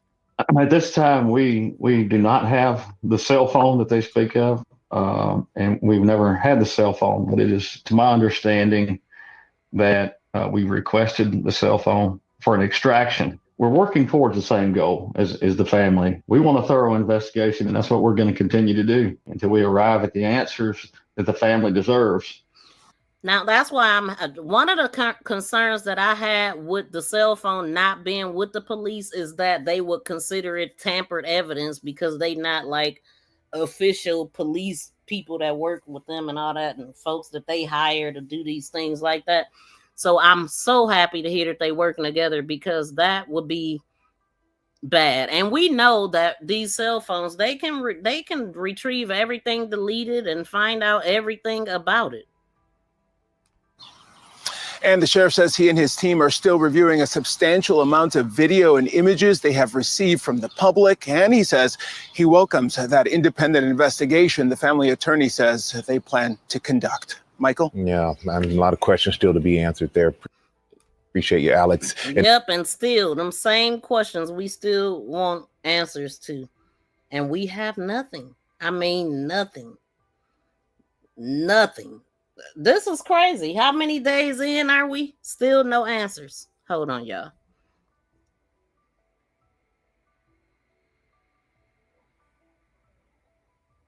Yeah, everything, my computer moving slow for whatever reason. But so, I mean, what I really want is the full interview of what this, his name is John Ledbetter. That's how it's spelled. But I think this might have been yesterday that he came out and said this. been a week since Nolan Wells' body was found on Horn Island.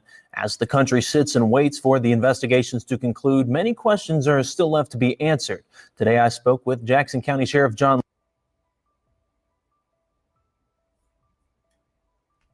Ledbetter on where the investigation stands.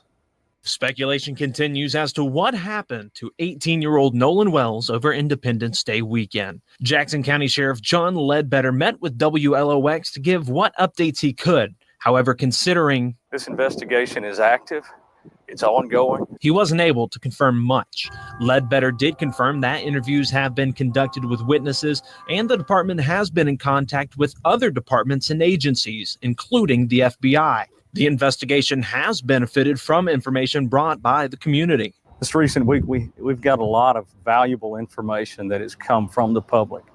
We put out a call to action last week for that information, and it has been very productive for us. Many are preparing for the return of Wells' autopsy. However, toxicology testing is conducted by outside laboratories, and the analysis and review process can take several weeks. A spokesperson for the Mississippi Department of Public Safety states every case is unique and deserves a thorough review. Therefore, cases cannot all be handled the same way or in the same timeline. While theories circle social media, those who are close to Nolan are still waiting for closure, as one friend spoke in an ABC interview. I think everybody needs to let the investigation continue and let the facts be shown. And if the fact shows that somebody harm Nolan, I hope that there is justice brought. And if it was a tragic accident and somebody didn't speak up, I still hope justice is brought.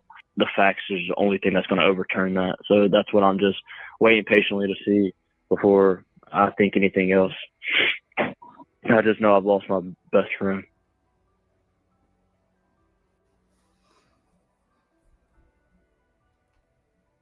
Okay, so I'm going to put that back up in a second. Hold on, y'all.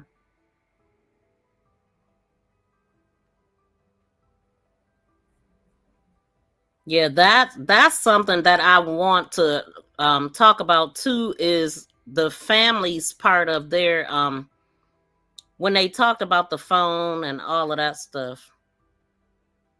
Hold on. So that person that came out and said that he wanted to spend time with the girl, that guy, the friend's name was Trayston Shepard.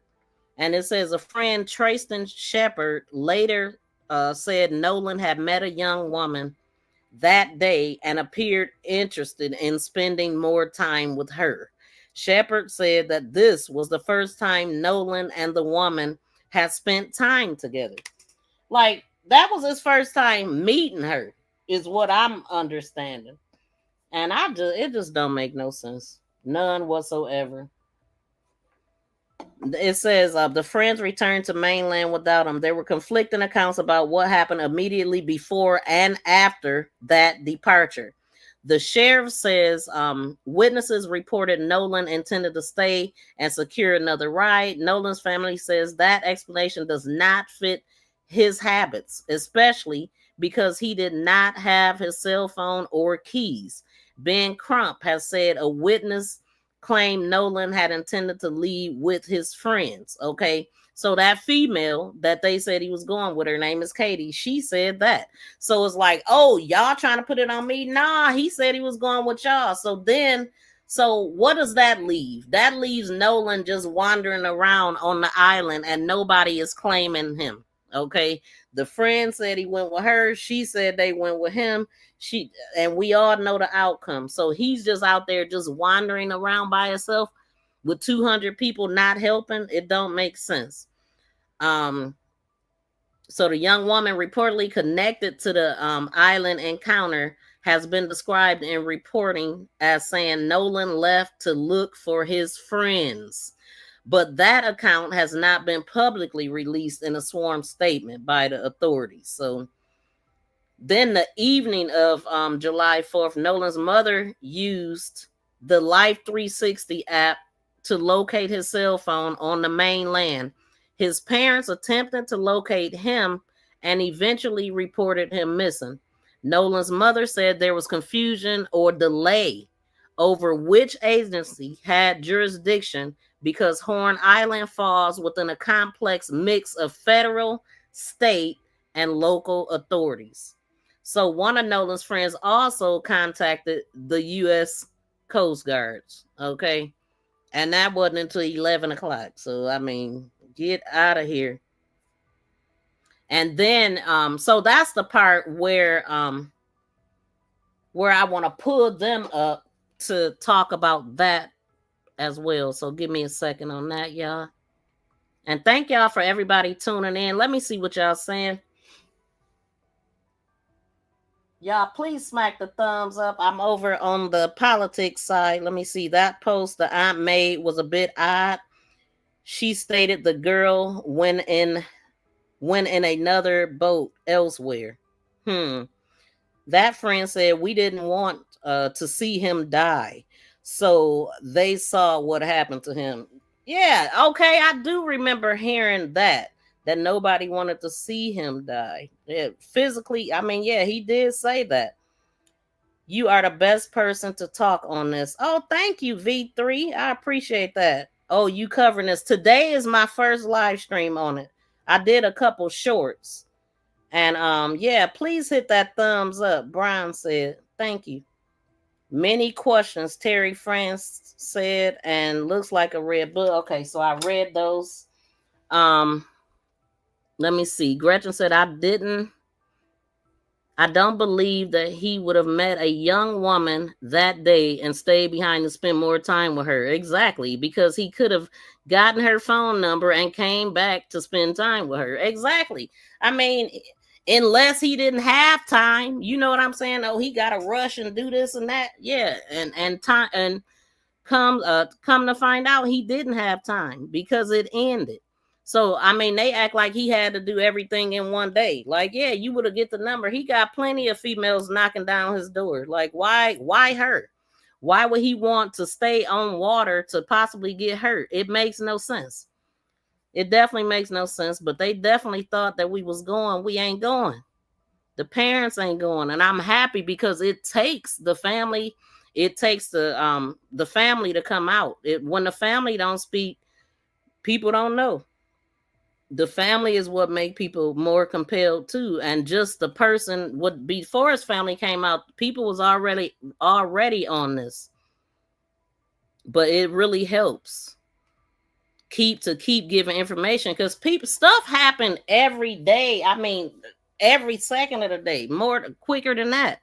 So people will forget. People have a short attention span and everything. We living in a TikTok era. You know, people on to the next.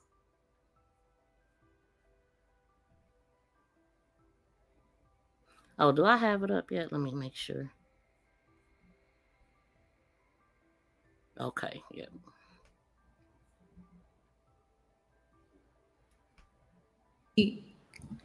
Made it home. My sister and I actually went through Nolan's cell phone.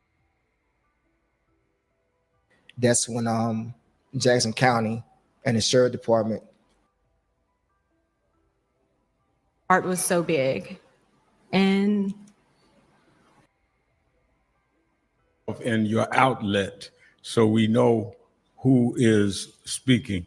And let me say again that we're standing with this family till the very end and make sure we're dealing with justice. Let's first hear from the mother, Christine Wansley. First of all, I want to say thank you, everyone, for being here. This is not how I wanted the world to meet my son, but here we are. So, as you know, I'm Christine Wells Wansley. I am Nolan Wells's mom. And Nolan is the kindest soul. He never met a stranger. He loved everybody. He didn't care if you were black, white, purple, green, looked like a marshmallow. Like, he just wanted everyone to be in peace with one another. He loved life, And God gave him this big heart, which always scared us. Me and his dad had conversations with him all the time, not just about the importance of understanding our history as Black people, but also the importance of how you have to move in certain spaces. And it's not us being, feeding into racism or the, the stereotypes that comes with that. Unfortunately, that is just a matter of fact. There have been many cases, many instances that shows it's unfortunately a pattern that he did not like. He did not like that there was so much division, and I think that's why God gave him us. He was really a peacemaker. He wanted, like I said, everyone to be included. He never wanted to leave anyone out. He just, even at a young age, I don't know, he was, how old was he? 18? No, not 18. When he was a baby, he did a little dance. So his father and I were having a moment, and as couples do, and even in that moment, he runs in the room with his diaper on, of course, and he starts dancing because it was like he could feel the tension. He could feel that something wasn't right. So he was just a special kid. Like, he was a special kid, but again, just heart was so big. And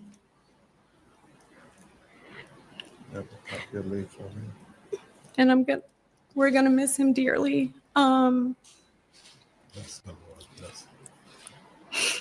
But we are grateful, especially to our friend Tashima, who actually was one of the people who helped us that night. She went and picked up his cell phone from where it was, and then provided that to us, because we of course contacted authorities to figure out who to do the report with, whether it was the county or the city, which then turned into DMR, who I contacted immediately from there. But Tell them how you got the cell phone. so our friend actually, when I called her, Nolan is best friends with her two sons, Jalen and Javon. When I called her, I said, Tashima, have you seen Nolan? He's missing. No one has seen him. No one has talked to him. The boys were actually with her sons. So they opened up their Snapchat, because a lot of the kids do have their locations where they're tracking one another. So one of the boys says, well, it's showing that, I can't exactly remember what his location was showing, but my Life 360 location was showing something completely different. It was actually showing that his phone was like he was on land.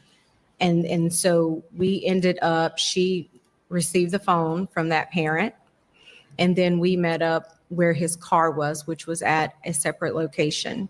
There were issues obtaining the key, but even so, there's just a lot of. Tell them about what happened with the keys. So I'm gonna let my husband tell you about that, because he actually went up to the door to get the key, because at that point I was just not in my right mind.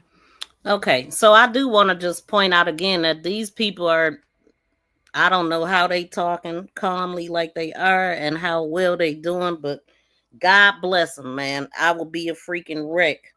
But the different locations of like his phone from Snapchat versus what she's seen on Life 360. Now, Life 360, I found out about that app like in 2020 on a case that I was covering. This girl named Ashley, she was driving on the highway and her window was down. She must have had the phone. She was driving and going live at the same time, which is very dangerous. And her phone fell out the window, right? Her mother got an alert that her phone, that she was in a crash. So Life 360, man, that is a hell of an app, and you can share it. They got a free version. You don't have to pay for it, and you can share it with anybody that got a phone. And so it is a great app to have. That was my first time learning about it. And I have since covered other cases where they talk about Life 360, and you can get it in a Play Store. It's something that is a must. If they didn't have that, they would have never found his phone, because it don't sound like his friend was planning on telling them anything. Whoever, I don't even know what to call these people, the ops. Shit, I mean, because you got to be an op to not be trying to help in every way that you can. They should have went to the mother's house when they got back from the trip. How do you leave somewhere 4:30 and don't contact the mother until 11 at night, or 11:07 to be exact? I think I heard her say. And then she calls and report them at midnight, and it could have took so long because she said it was issues, so it could have took her to midnight because she was being given different numbers to call. You know what I'm saying? And so you just don't know. Shout out to Frugal Mama in the building, and shout out to Stay Dangerous. Man, we was just talking about you the other day, fam. Good to see you in here. Yes, still doing my thing, trying to, it's always a struggle. But we definitely here. And today is our first day talking about Nolan on a live stream. So thanks for tuning in. Thank you all for tuning in. If you didn't get a chance to smack that thumbs up, please make sure you do. And we're going to get back into it to see what else they got to say. This is the very suspect behavior that somebody should be locked up for already, because they just should. Let's listen to the father. This has just been an awful situation, just terrible. Elmore Wansley, the father. Okay, so the situation with the key. When we got to the house, a few of his friends, they were already there. And they were... Wait a minute, I'm confused because he just called him Elmore Wormsley. So, and Nolan's last name is Wells. So I thought that was his dad's last name. Interesting. So Nolan has her maiden name? Make it make sense, y'all. At the door in the house, asking questions. So when I walked up, they were getting, things were getting kind of tense. So I turned to them and told them, I need you guys to calm down. I don't do this to me right now. I need them to kind of trust me so they can give me something. So I was able to calm them down. So the guy, he's in one of the pictures, he came out of the room, half asleep or whatever, Now, I wish they would say their names. I mean, maybe they've been instructed not to say their names, but I mean, to me, it ain't throwing them under the bus if what you're talking about actually happened. I think Jax or whatever. And I said, look, I'm Nolan's father. I'm here to get his keys so I can get his car. So I turned to them and told them, I need you guys to calm down. I don't do this to me right now. I need them to kind of trust me so they can give me something. So I was able to calm them down. So the guy, he's in one of the pictures, he came out of the room, half asleep or whatever, I think Jax or whatever. And I said, look, I'm Nolan's father. I'm here to get his keys so I can get his car. I said, he's like, his car was in the yard. His car was parked in the yard. So he was like, I don't know, man. Nolan's like my brother. I said, well, if Nolan was like your brother, would you please go in your room and see if you can find my son's keys so I can take his car home? He walks off, 2 or 3 minutes, come back. I can't find the keys. I said, okay. So at that point, I get the boys and I get to move them out the house because I didn't want them to go into the house and start tearing up these people's houses because there never be a hold in the situation. So walk outside by the car.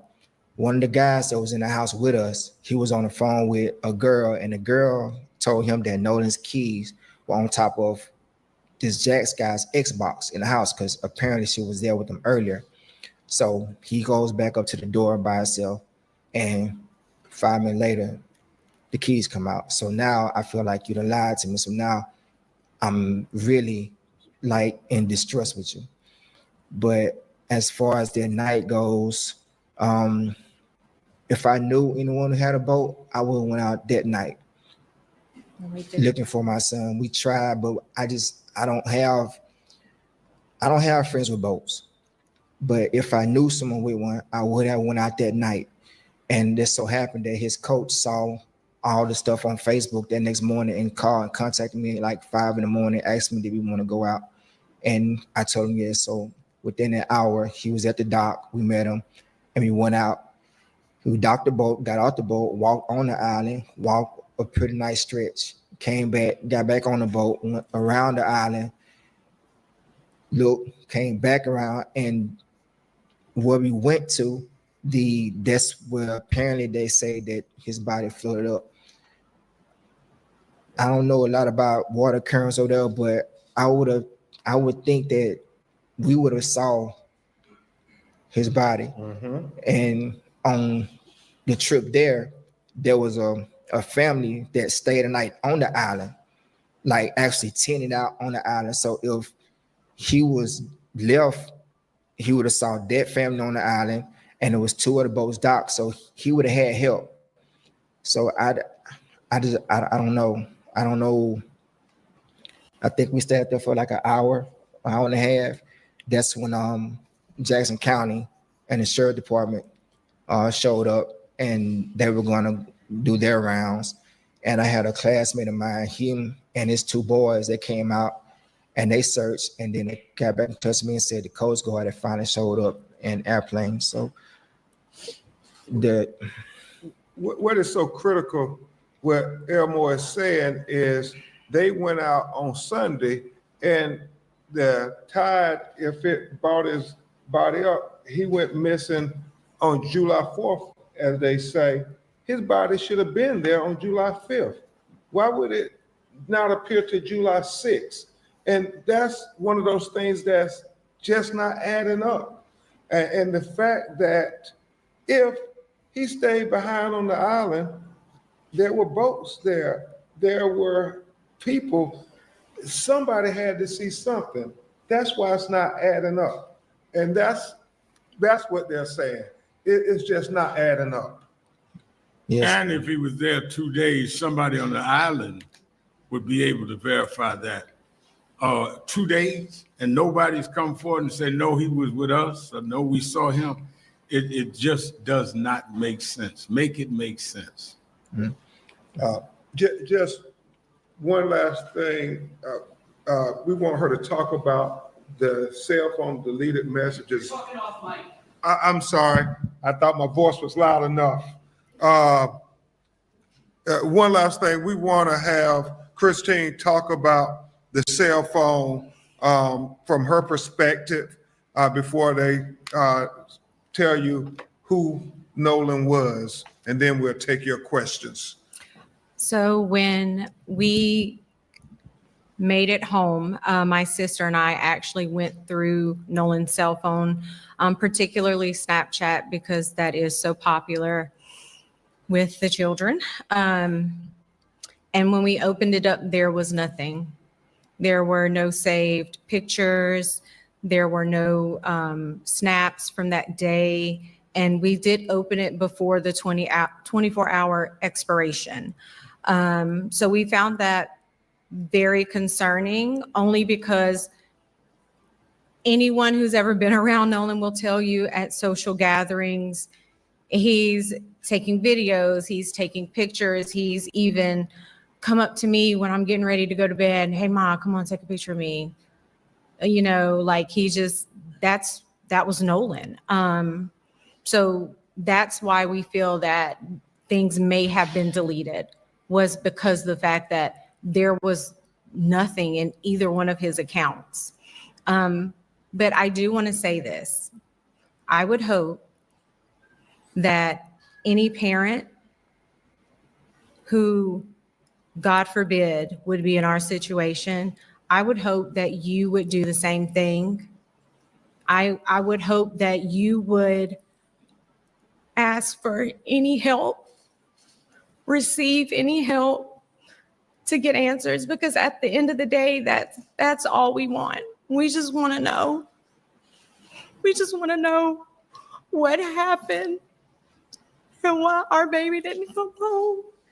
Like that's our biggest thing. And we are so grateful to everyone, family, friends, classmates, United Cajun Navy, everybody that's assisted us. We appreciate you. There's not enough thank yous that we could say or give to you, but I just, we just want to know. We want an honest, thorough investigation. That's all we're asking for. That's it.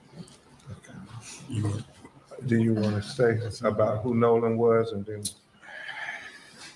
you talk about your Nolan is a person with a big heart. He's loved by not just his family, but the community. He's a born people person.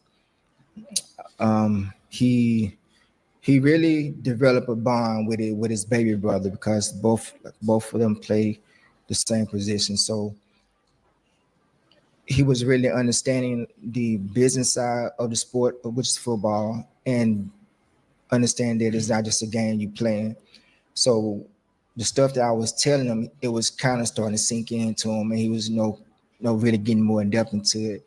And I could see as he did that, his baby brother really started getting more into it as well, as far as being more focused, because he saw, well, if my big brother is about to go do this great thing, then I want to do this great thing, but I want to do it better. That's why that's what made them so like vinegar and oil. It was like they was always at each other, but they were the same.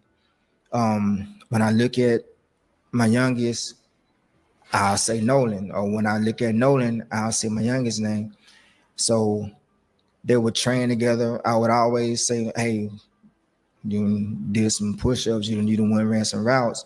And they know when I say that, next day they're out there running routes. Even my other son, he'll go out there. He doesn't play their position, but he will go out there and work and exercise and work out, because they were understanding what I was talking about. They were growing, they were becoming men. So this was his time. He would always talk to me. I would always give him my advice about stuff. I always try to tell him what to look for. And I was always telling him, I said, son, I'm giving you this advice and I'm telling you this stuff, but you're going to have to experience this. But when you experience it, it won't be foreign to you. You'll have some kind of idea of how to navigate through it. And I think me and his mother, I think we did a great job with that. That's why it's so hard for me to believe that he would choose to stay on the island. It just wasn't in his character. It wasn't his character. So Nolan is the funniest kid in our family.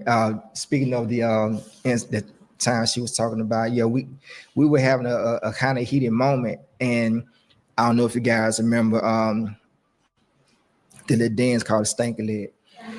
I think my son created it because we were sitting in that closet looking and just like talking. He literally came to the closet door and peeked around and stood in front of him and just started doing this little crazy dance. And I was like, we just bust out like whatever we was arguing about, we stopped laughing. Then we called him to us and we just hugged and laughed and played. But then maybe 6 months later, the song is a hit. But we always said he created the Stanky Leg dance. But that's my greatest memory of my son. What are you telling your other children about this? My son Ethan, he's hurting. These are the ones these are the younger ones. He's like, Dad, I don't know what I'm doing, and I'm like, son, you got to keep going, because he would want you to be better. His youngest brother Elmore, the one that really worked out with him, he was like, I'm hurting, Dad, but I said, Nola wants you to be the best he can be. He would want you to outdo him, and whenever you feel like you're in a bind or having some kind of problem, call on your brother, talk to your brother. My twins, the loss of a younger sibling is hurting them. They have to figure out how to navigate through life without them. And my daughter Carly, with her being away, it's really hard for her because she's not around family now. So she's out on her own, doing life and doing what life does, but she's doing it on her own. So she has to do this by herself. We're here, by phone, but we're not there in person. So she really has to draw on the people that's around her when she's not home. So all together, my family, this is going to be our new norm. He was the jester in my court, and yeah, he will be missed greatly, not by us, but by the whole community. We will announce the funeral services when it is finalized, and we'll be going to help with I will officiate at the funeral in Mississippi. Again, we'll take your questions, but identify who you are, and please be respectful to families in mourning, but because they want justice for their son, they came to New York to make this appeal, but let's not make this a circus. Yes. First of all, I just want to say I'm so sorry about the loss of the family. I have a couple of questions. When was the last time you heard from Nolan? What did he say? Was there a call or a text? What was said during that last interaction? And also, how do you know that it's Nolan saying, give me my phone, what are you doing in that video? Say that last question. How do you know that it's Nolan saying, give me my phone, what are you doing in that video? Yeah. Well, you want the second one is other children who are saying it was Nolan. Yeah. So the last time we spoke and saw Nolan was July the 3rd. He actually cooked dinner for me, actually for us, because I had gotten off work. It's been really busy. And so he cooked dinner. It was salmon. He baked it. So proud. And then after that, he was just like, hey, Mom, I'm about to go. I love you. Gave us a hug, kiss, and he left. Which, of course, he knew we always looked at the Life 360. So there were times maybe he didn't call us to let us know when he made it, but we would see it. He would text at some point, but that was the last time we saw and spoke with him. Sir.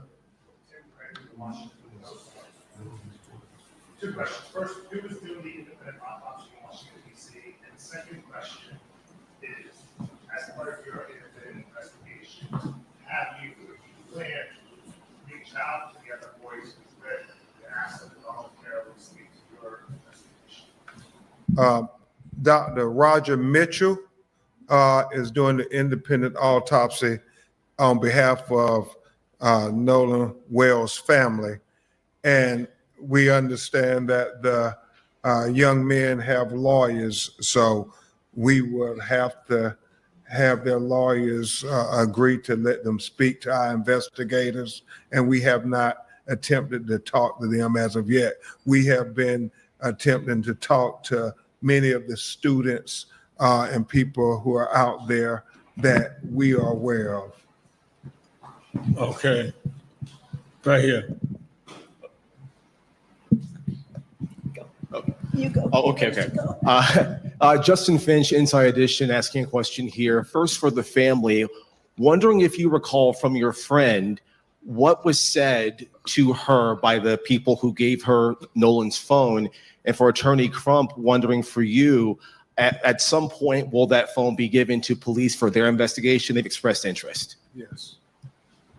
So the exact wording of the exchange, it was through phone, because again, we were busy trying to figure out who was going to take the missing persons report. Just because when it's in water, when it occurs on the island, it's not necessarily the city or the county, because then it becomes an issue of jurisdiction. So like I said, she went there and spoke with, I cannot remember, I'm so sorry, my brain is everywhere. But she went to the house and retrieved the phone. She said, I have his phone. The phone was okay. As far as like appearance goes, it didn't look damaged or anything. And so then after that, we met with her at the other house where he had stayed the night, July the 3rd, where his car was. Because it was important for us to try to retrieve everything of his that we could. But it honestly, for both instances, it was a run around, because I know she had issues getting his phone as well. And she ended up calling me, and I think I spoke with the mother. She put me on speakerphone, and I was like, hey, yes, I'm Christine. I'm Nolan's mom. We need his phone. We're trying to find him. Yes. I guess. Okay, we'll go her and then you. I guess let me answer the second part of the question. Absolutely, after our experts be able to examine the phone, we will let the Mississippi investigators examine the phone.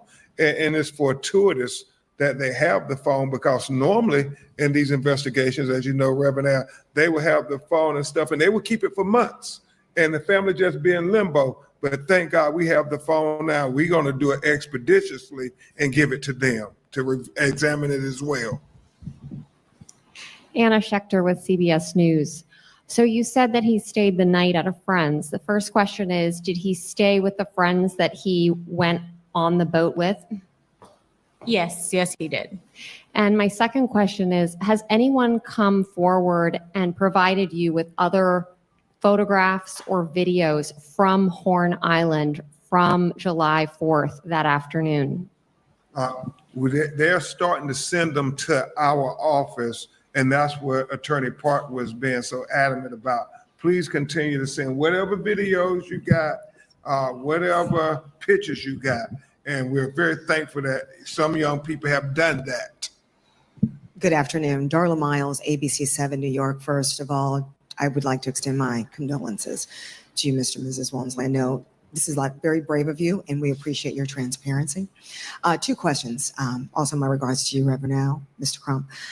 My first question is, this happened in Mississippi, and you've traveled here to meet with Reverend Al Sharpton.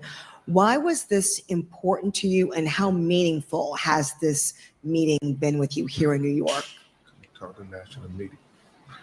So we did this because, once again, what we're wanting is transparency, right? Although I do absolutely respect law enforcement, just the fact that the accidental drowning thing, it made both me and his father uncomfortable. Why are we so quick to rush to this? And we just, at the end of the day, we want answers. This has been very impactful.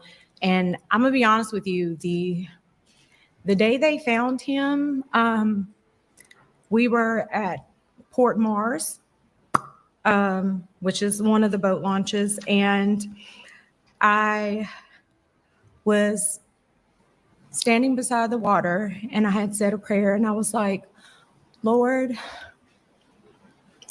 this isn't what we wanted, but I just asked him to help us get through this, put the right people in our path that could potentially help us. Because at that point, we hadn't reached out to anybody. We didn't know where to start. This is foreign. We've never been through this. No parent should go through this. And then that's when my cousin, Keezy, she sent me a message with some information. My friend, Bianca, her sister, knows a contact with Attorney Ben. And so I said, okay, this has to be it. This has to be God helping us along the way. And I am not religious, but I am spiritual. And for that, I was grateful, because I felt like things were being set up. And at this point, I have always said, we are taking any help. We don't care, black, white, purple, again, we just want to know what happened. That's all we want to know. We just want to know what happened. And my quick follow-up to that, were you able to get a clear explanation as to the chain of custody of his phone, like how that parent came in possession of his phone? And then explain the resistance. You said you went to the home to get the keys. I don't understand, like, what kind of resistance, what was that exchange of words like, the resistance that you received when you went to go retrieve his keys? Thank you. He just acted like he didn't know where they were. He just he was like he was clueless. He was like, I don't know. I don't like, well, just please. I was like, just please go in the room and look for me. Cause be honest with you, at that time, I was very emotional. No one was giving me an answer. So that situation with me and them could have went totally left field. But since those other young kids were in there, at that moment, they kept me from doing what I wanted to do. So getting them and calming them down, it helped me focus on what I was really there for, to find the keys. And like I said, when I asked him, he said he went and looked. And so when he said he couldn't find them, I did what I needed. I left out of their home. And like I said, 5 minutes later, he come back out with the keys. And they didn't come back outside anymore until the police came. Because at that time, police were called because we were looking for his wallet. And then they went to the door. But other than that, when they sent the keys out, they locked everything. They didn't want nothing to do with what was outside that door. So that right there is, when you lied to me, it killed all trust in anything you had to say. Wait a minute, the police was called then? So who called the police? Is he saying they called the police? It sounds like it. So they was able to call the police then, but not for Nolan?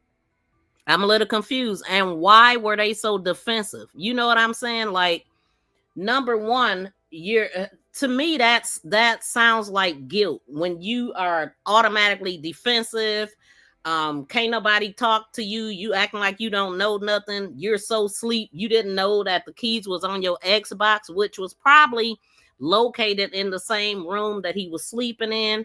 I don't know. But yeah, those are all signs of guilt to me. You know what I mean? Because if you really cared at that moment, you would have broke out in tears. Like, I would never do nothing like this. I loved him. I don't know. But I mean, to be able to go to sleep, to not say nothing until 11, and I'm still trying to figure out what prompted him to call anybody at 11.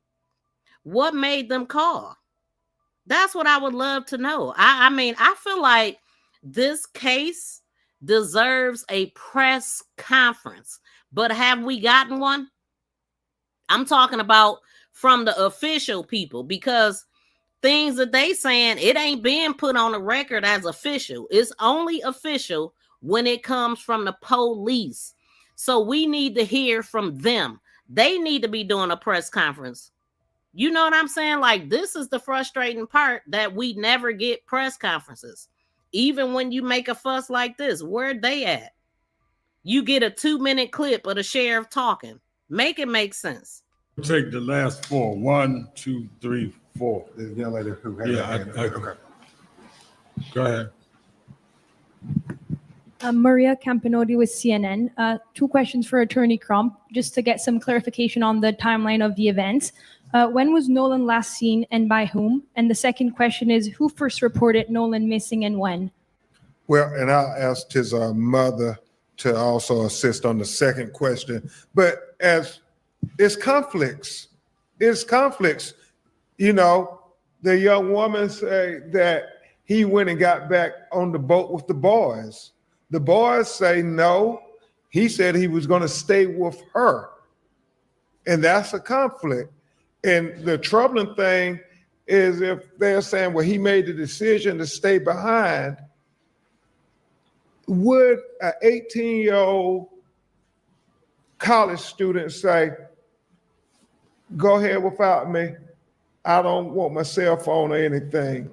It just doesn't add up. And so that around that 3 o'clock time seems to be the last time that we have those statements. However, as Christine said, they're suggesting that they didn't leave to 4:30 though. So, you know, if you said you were leaving at 3, why did you left at 4:30? And where was Nolan for that hour?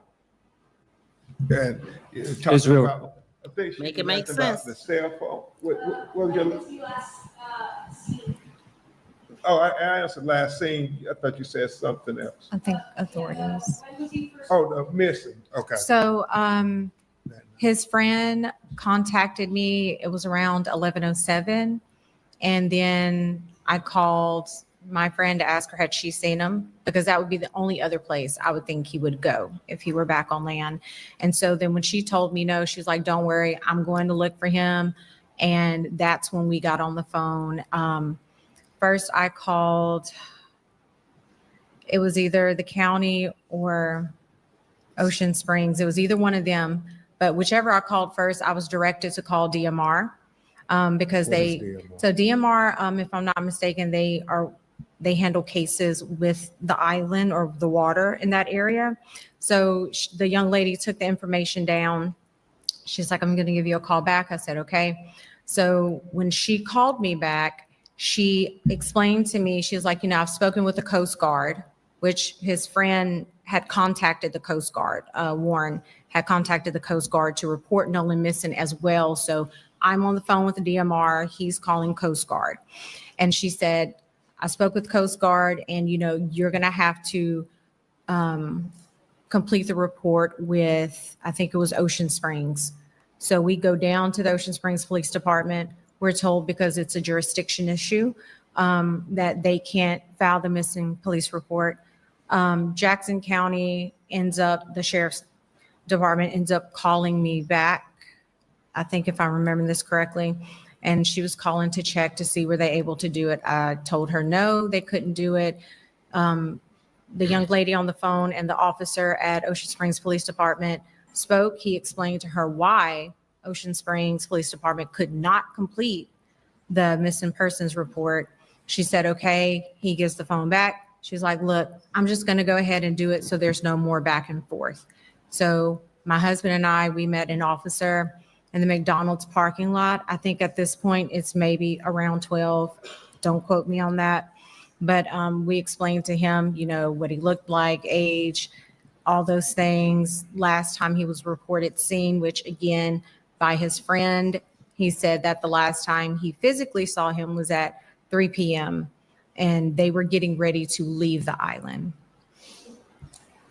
Israel Rodriguez with the U.S. Sun. Have you been able to gather additional information made by Warren's mother, Ashley Cole, on social media, where she said the group left the island after they experienced trouble with the boat and that the boat began taking in water?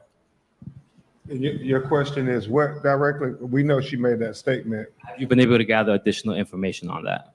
No, we have That's not. what I want to know too. Thank you. Kevin Ortega Rojas with Here's Why News. I was hoping that the family could clarify Nolan's relationship with the young men that he traveled to the island with. We've heard different accounts of how long he's known them. And I was wondering also if you folks have spoken to those families since they lawyered up. High school friends. Yeah. Say the second part again. Have they talked to the families? No.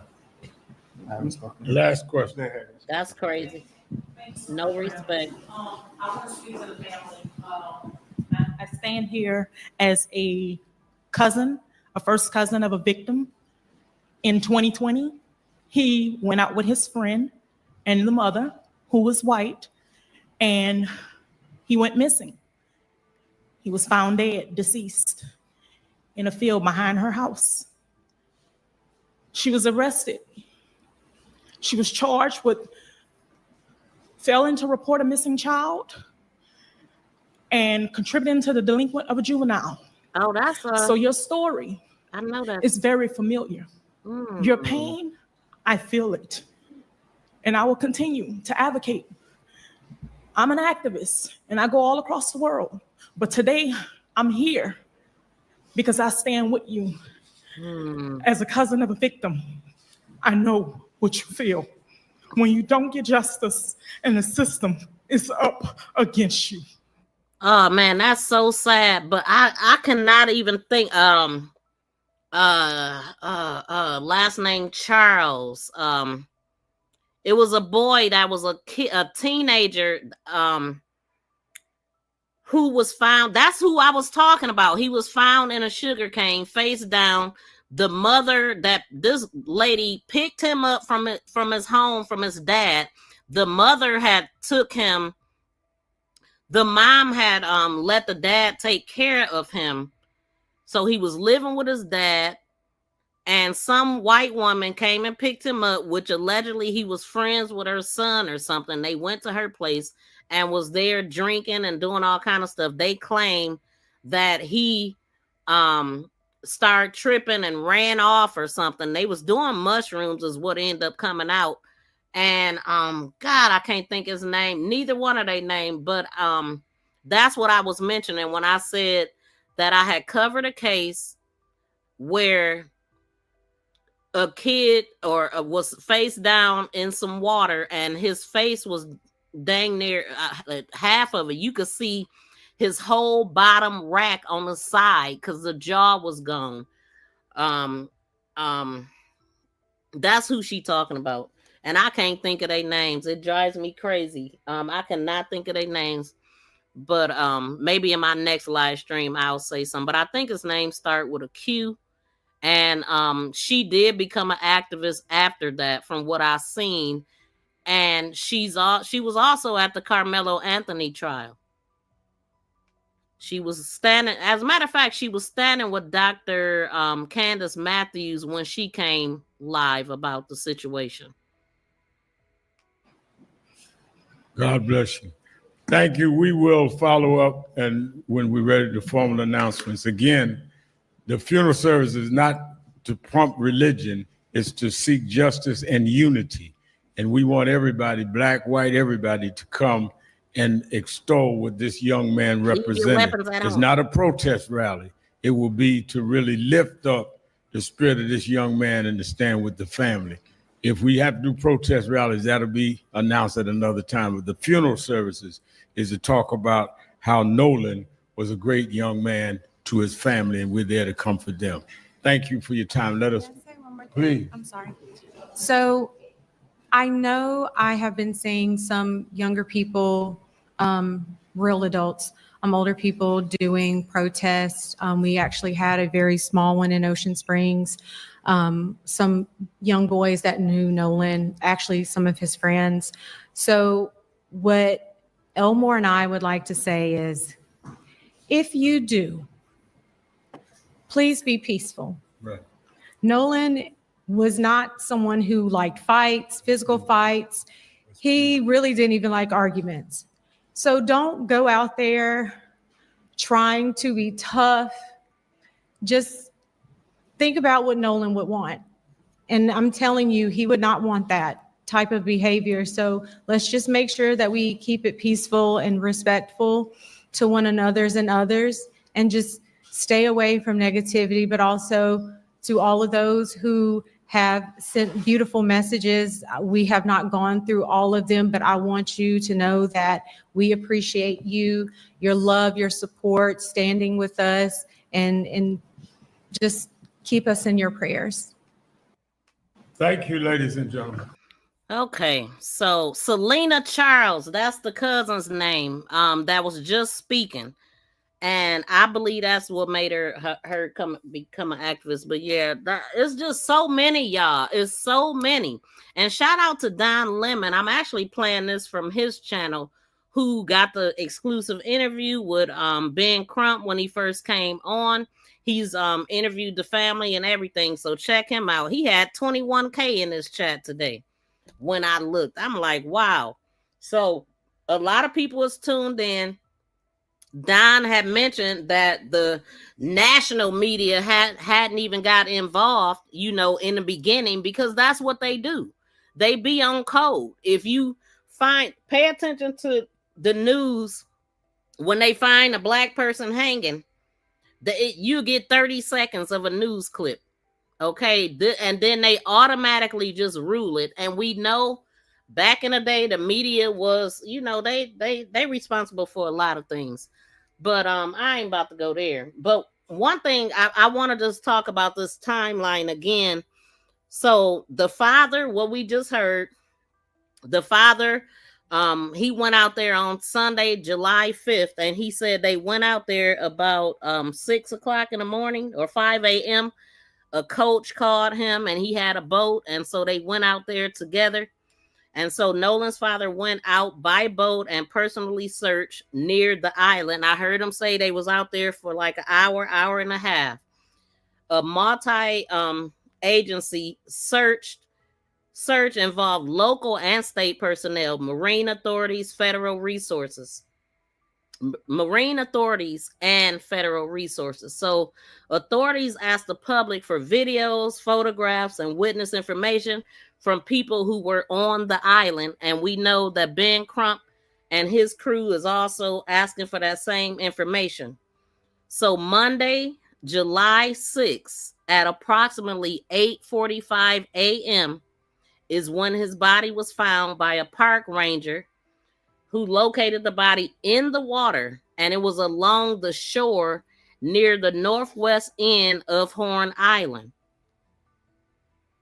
And that is where this comes in at right here. This is what they consider the northwest end of Horn Island. Right there where you see the X and the red dot at is where the northwest tip is at. So it's the last confirmed sighting. And hopefully y'all can see that pretty good. I'm looking on the other device. So that is what they are saying. So let's see. They located his body along the shoreline near the northwest end of the Horn Island. Authorities said the body was believed to be Nolan, and the family later identified him publicly. The location was near Horn Island more than a day after Nolan was last seen. Then between July 7th and 9th, hold on, let me move this comment. And BFF said, I want to know how do his friend supposedly called that Katie girl. Now if they called him, and maybe I missed it if somebody said that, but how would they have called her if Nolan was just meeting her? Did they know her personally? Is she a part of? Do she know somebody that knows somebody? What school was she affiliated with? Did his friends know the female, and it was just Nolan's first time meeting him? So that's a great observation right there. So I want to know that too. But authorities continue collecting witness statements and videos on July 7th through the 9th.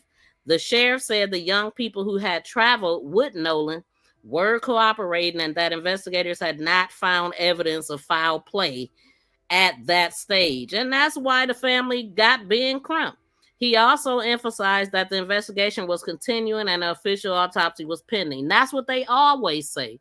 And then they come up with, he did it to himself and we didn't find anything. Yeah, and that be it. So the family retained Ben Crump and announced it would obtain an independent autopsy from a forensic pathology outside of Mississippi. And I wish they would have just kept it at that without giving details. So then July 10th, Nolan's family, his parents, Ben Crump and Reverend Al Sharpton, held a press conference in New York, which we just got done watching. And that press conference was held at, I think that was Spike Lee's facility that they were at, which is why they had mentioned him.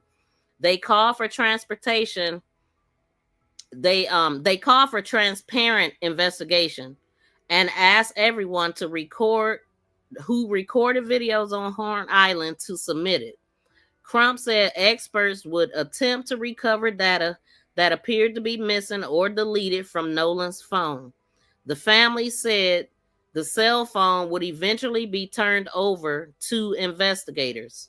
Now we're at July 12th through the 13th, And today is the 15th. So his friend, this is the Trayston Shepherd, spoke publicly and disputed a viral interpretation of a confrontational video.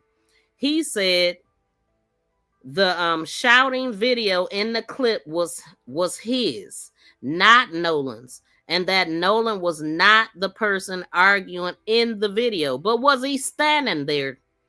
Reporting said 2 other people supported Shepard's accounts. So the sheriff investigation remained open. Officials and independent autopsy findings have not been released publicly as of July 13th, and today is July 15th, and it still has not been released. So what do y'all think so far?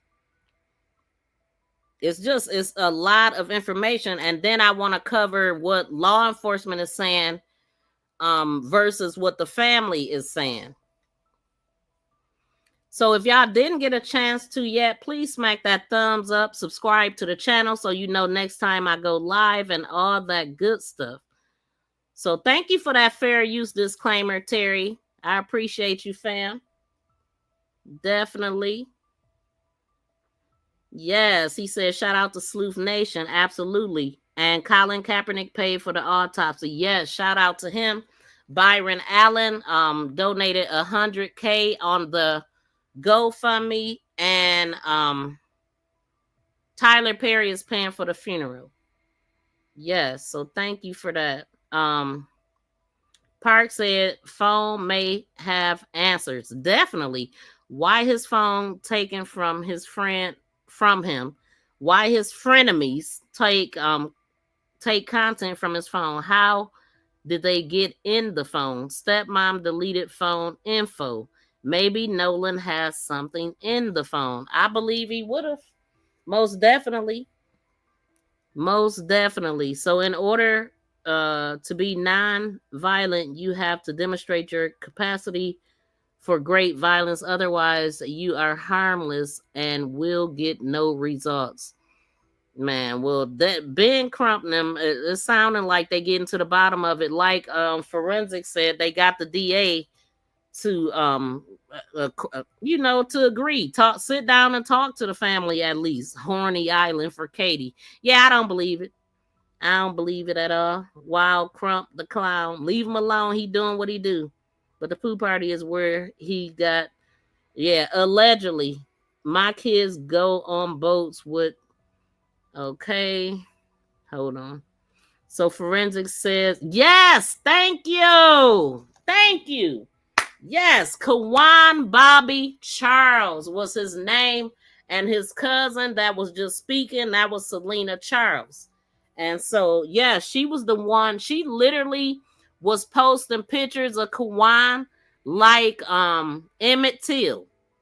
And it definitely gave you that look. Kawan was only between 14 and 16 years old. And that parent should have never picked him up without the permission of his parent, and should have never allowed them to be underage drinking. They was living out in a trailer out in the middle of nowhere by a sugarcane field, and he was found face down in some water that wasn't even ankle deep. So yeah, thank you so much. Oh my God.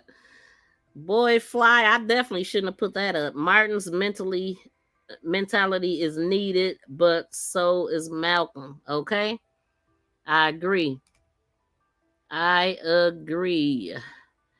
truly admire his parents' strength, especially his mom. I don't know. Could be as strong. God bless them. Yeah, absolutely. And may justice prevail for Nolan. Yes, I definitely. Y'all, please smack that thumbs up as y'all come in. And oh my God. Also all these hung around the world is, yep, exactly. And I was talking to somebody that used to work at a college the other day. And do you know that she said that so many of them are being found in closets hung?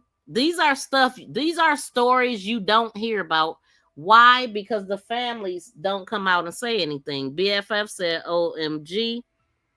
Didn't a similar incident occur in Louisiana? They occurring everywhere, but I'm not sure which one. I can't remember where Kawan's was at, but I'm not sure which one you're talking about, forensics. I don't understand why negative Nancy's are in here. Don't watch. Thank you. Get out of here if you don't want to hear. You don't agree or whatever. I ain't here to entertain y'all at all. Not even in the least bit. But so as far as you know, the issues with the family versus what is being said by authorities, and it is sad, Fly. It really is. It's ridiculous. Washington, D.C. recently, a black person was found outside of police. What? I didn't hear about that. I didn't even hear about that one. I wish I could protect these innocent melanated kids. Oh my God. Speaking of the kids, I ran across a woman who her autistic kid was being abused at a school. It's just ridiculous, y'all. It's so freaking many. And the woman ain't getting no help. She need help. I talked to a couple of my buddies that cover cases like that on a daily. I hope that they blow her case up, because this little baby that he only 7 or 8 years old, he didn't have to deal with that, and they ain't doing nothing. I was thinking about the same incident you were. Okay, that's why I said that. So Kawan was in Louisiana. Okay, I remember that vividly. Man, I'm black too. Okay, but you saying some stuff. I seen that. Shout out to Lanier. Good day to you. And live around all whites. I only got one strap. Whoa. Okay, well you good then, right? You comfy.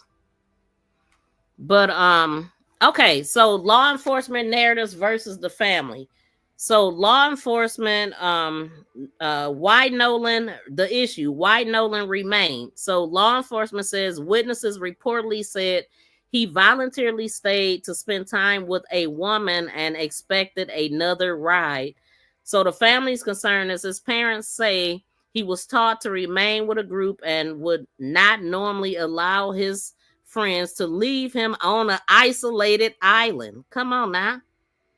The issue with the cell phone, a friend says Nolan left it on the boat with other phones while people swim. But guess what? The other people that was swimming and left their phones, they left with their phones and they was found alive. Nolan did not have the phone when allegedly arranging another ride. This is what the family is saying. His mother says content appeared to have been missing when it was recovered. The other issue, keys. His keys remain, the law enforcement said his keys remain with friends, with ops, or at a main land location. The family questioned why he would voluntarily remain without his keys, phone, or confirmed transportation. It don't make sense. He definitely would have called his parents. The possible drowning. Authorities said drowning is suspected or considered pending the autopsy. So with that being said, it sounds like they had already made up their decision which way they was going to go with it, right? And the family peeped that out. They like, oh, hell no. He didn't drown. He can swim and all this. So drowning is suspected pending the autopsy. His family says he was an athlete and could swim, and asked how no one saw him struggling in a crowded area. We all want to know that. Strong swimmers can still drown, so swimming ability alone does not rule it out. And that's true. But people would have seen him. It's broad damn daylight. Okay, broad daylight. Foul play. The sheriff said investigators had not found evidence of foul play. The family says the conflicting stories and missing details require an independent investigation before foul play is excluded. Okay, that's the problem. Why, if in case you want to know, They just didn't waste time getting the proper people to help. They didn't waste no time with that, right? So the friends' cooperation. Sheriff Ledbetter said the friends' cooperation is cooperating with investigators. Crump said some had retained lawyers. Hiring lawyers is not evidence of guilt, but it's definitely not a friend move. Okay, that's an op move. So the viral argument video, Crump initially suggested the video involved Nolan seeking his phone. And sheriffs now say that the voice was his. His friend Trayston said that it was his voice and Nolan was not involved.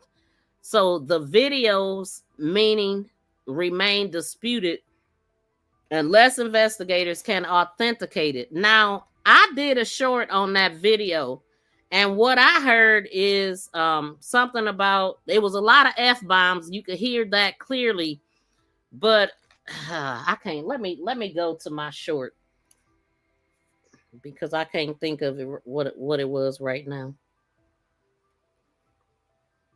Said something about keep doing what you're doing or something. If you want to find out, keep doing what the fuck you doing. That's what I heard on the because so I was like, wait a minute, what video are they talking about? Because I didn't hear that at all about give me my effing phone. So I was just wondering, was it another video release that I did not see? But I'm gonna go to my short right quick. I'm gonna just play the audio.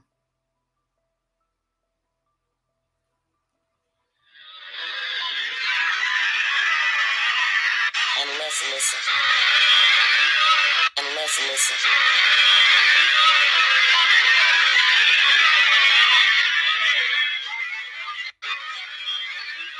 I know it sounds bad, y'all.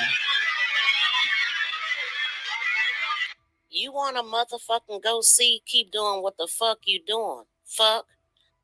That's what I heard. I'm just saying. That's what I heard. So I didn't hear nothing about a phone, and I was wondering, was it another video that they was talking about? But that's literally what I heard. I might have had a word or two off, but that's what I think they were saying. Like, and yeah. So all right, so the friend said the viral argument video was him. Okay, arguing with a girl is what I had heard. Phone evidence. Investigators requested the phone but had not received it. Wait, hold on, y'all. I'm going to get back to this. I got to make a run right quick. Let's go to... No, that ain't going to be... Let's go here right quick.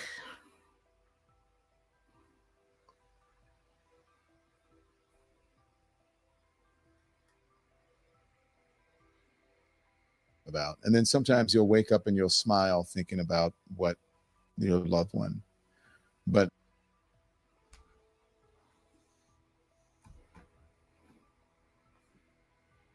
everything freezing up on me right now.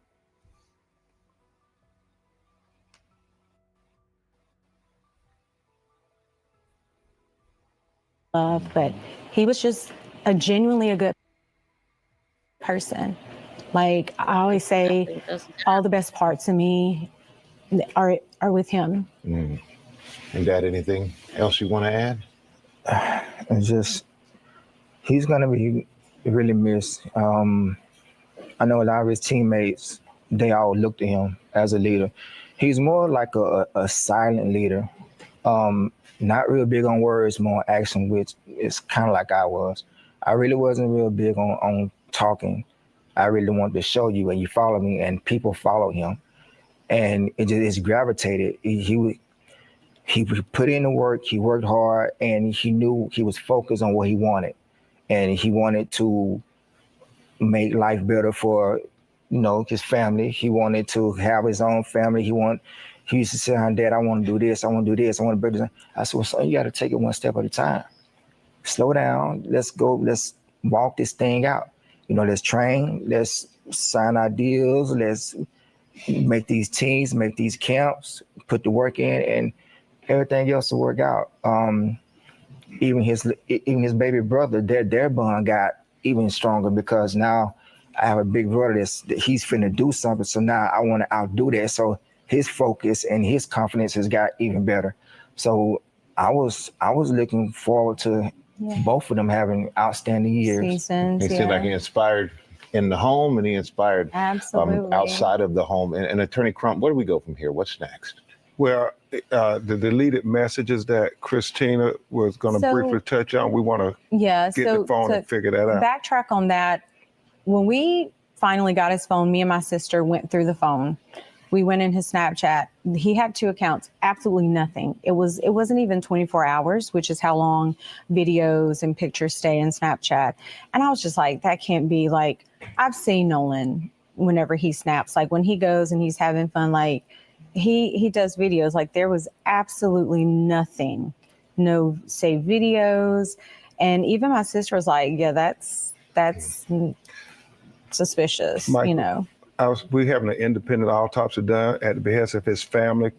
Colin Kaepernick helped pay for the independent autopsy. We flew his body up from Mississippi to D.C. because they wanted an autopsy done by a person with no interaction with the Mississippi law enforcement, because there's an issue of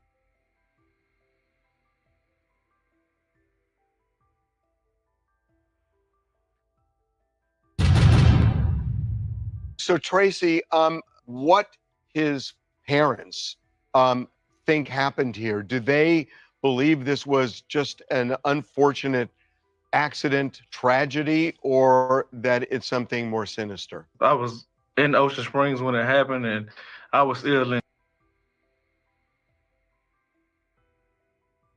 disbelief when I got the news that Nolan was missing. So when I got all the details surrounding the case, that they told me he was out at Horn Island, and he came up missing or whatnot.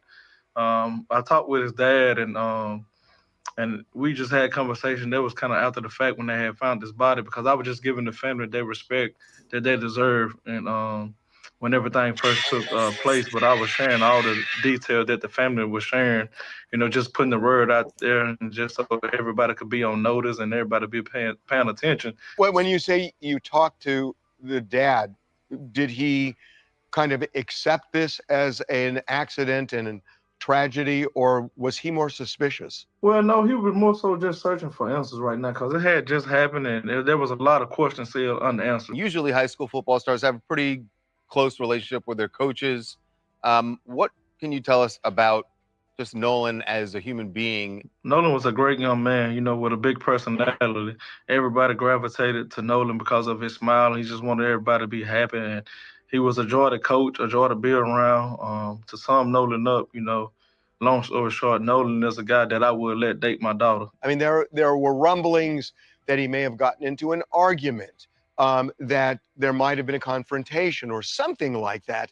I mean, was he a guy who would stand up, where, his hackles would go up, or was he more of a get-along type guy? He's more of a get-along type guy. Don't get me wrong. Now, if something happened, he'll defend himself. But I knew right then in that video that wasn't Nolan. One of the theories is that that he was drinking and that there was a riptide that day, and that maybe he got caught in a bad current out there.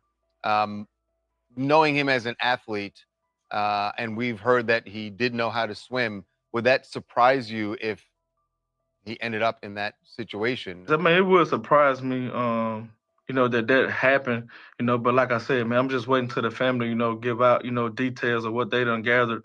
Was there racial tension at this school? No, I don't think it was no racial intention at the school, from my experience. Cause you have, predominant white school, you have black kids there, and they all, played and grew up together and got along. Now, some stuff might have happened that I didn't see. So, I can't speak wholeheartedly on it, but from what I did see, it was a tight-knit community, you know what I mean?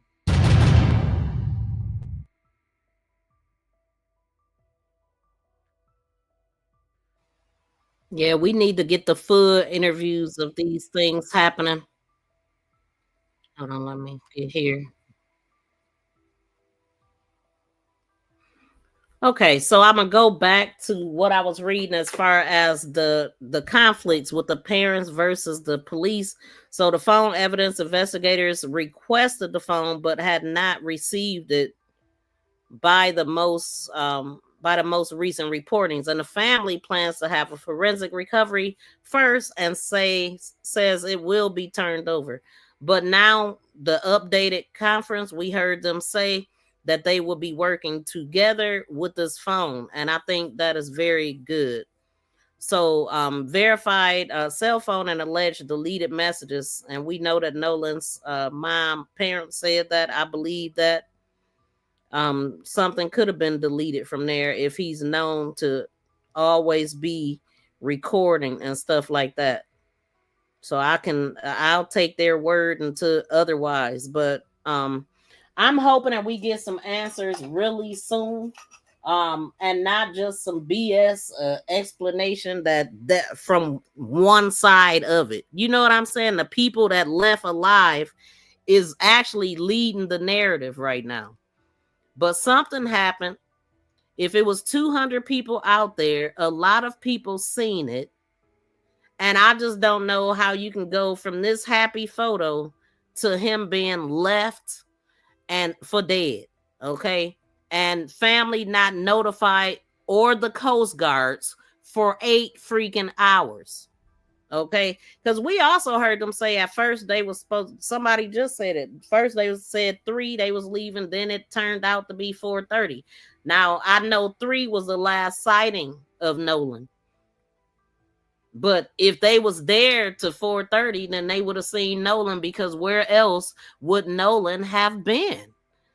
You know what I'm saying? Like, it ain't like he could walk off to some restroom or some paved ground area or a park area, because this is it. You arrive by boat, you leave on boat, and it's heavy terrain outside of this. Period. So ain't nobody trying to stay out there. It's only beautiful for the moment. And that water could change at any time.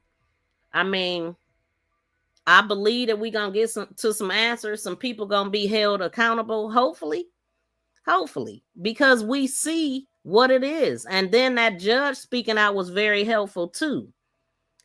Hello, Miss V in chat. Shout out to Nurse Am. Miss V in chat. How's the last confirmed sighting at 3, but at 4:30 they said Nolan wanted to stay in the island. Love them all up. Justice for Nolan. Exactly. Lock them all up, I think you meant. But yeah, it ain't making sense. A lot of what they're saying is not making sense. Okay. And what did forensics say? Right, just one night I was driving through Louisiana and busted the quick U-turn ever when the sign read Slidell.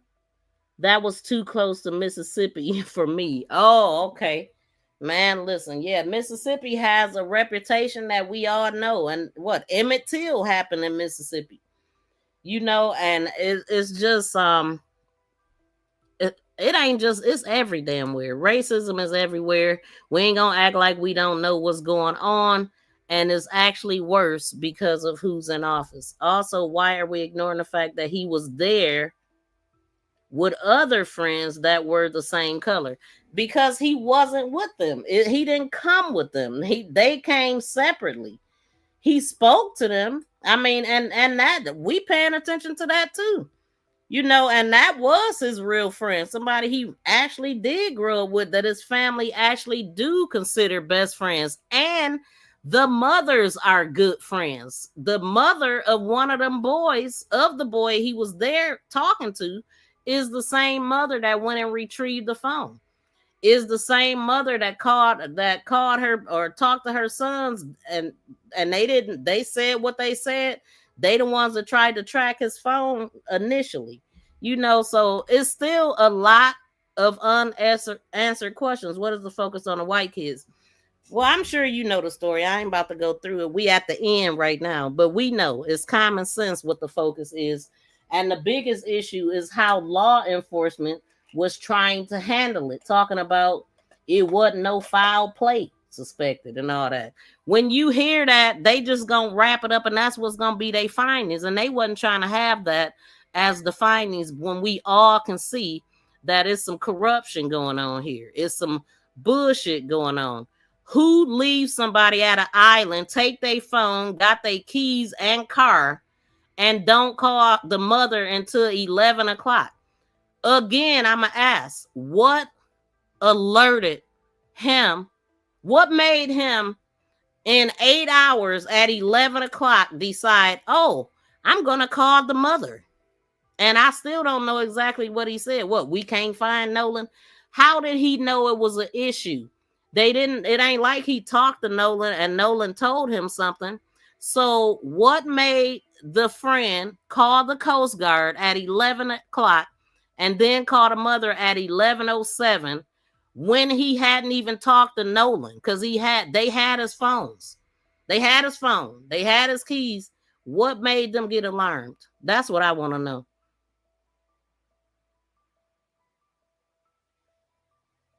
So my question is, why is it a racial issue and not just a dumb kid issue?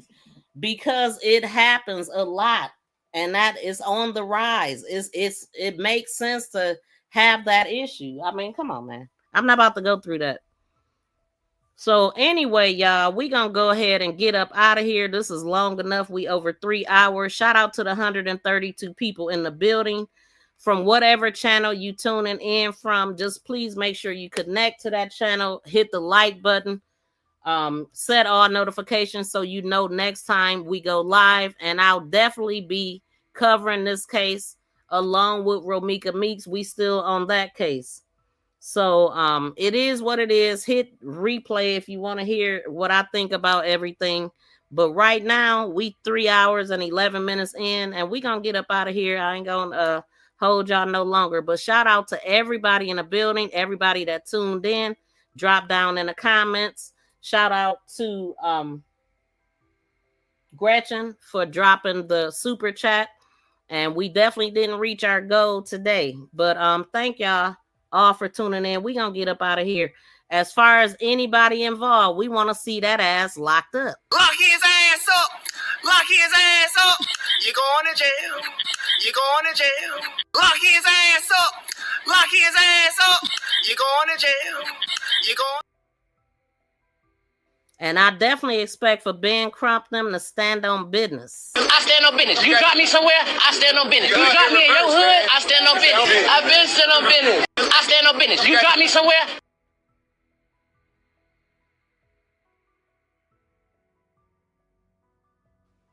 Yep, we're going to get up out of here. Thank y'all so much for tuning in. Please be sure to like, share, and subscribe to my channel. Make this go viral.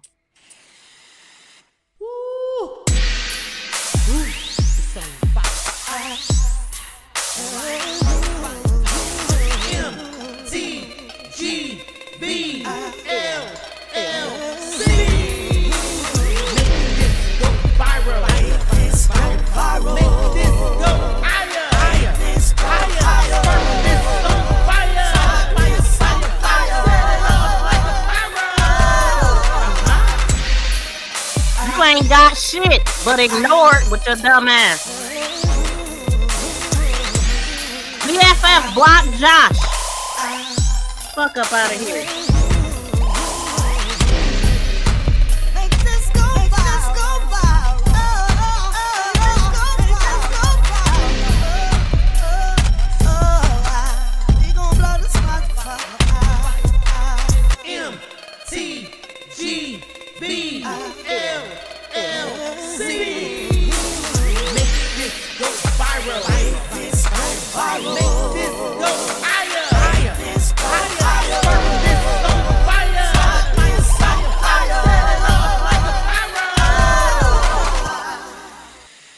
Peace and love, y'all. We out.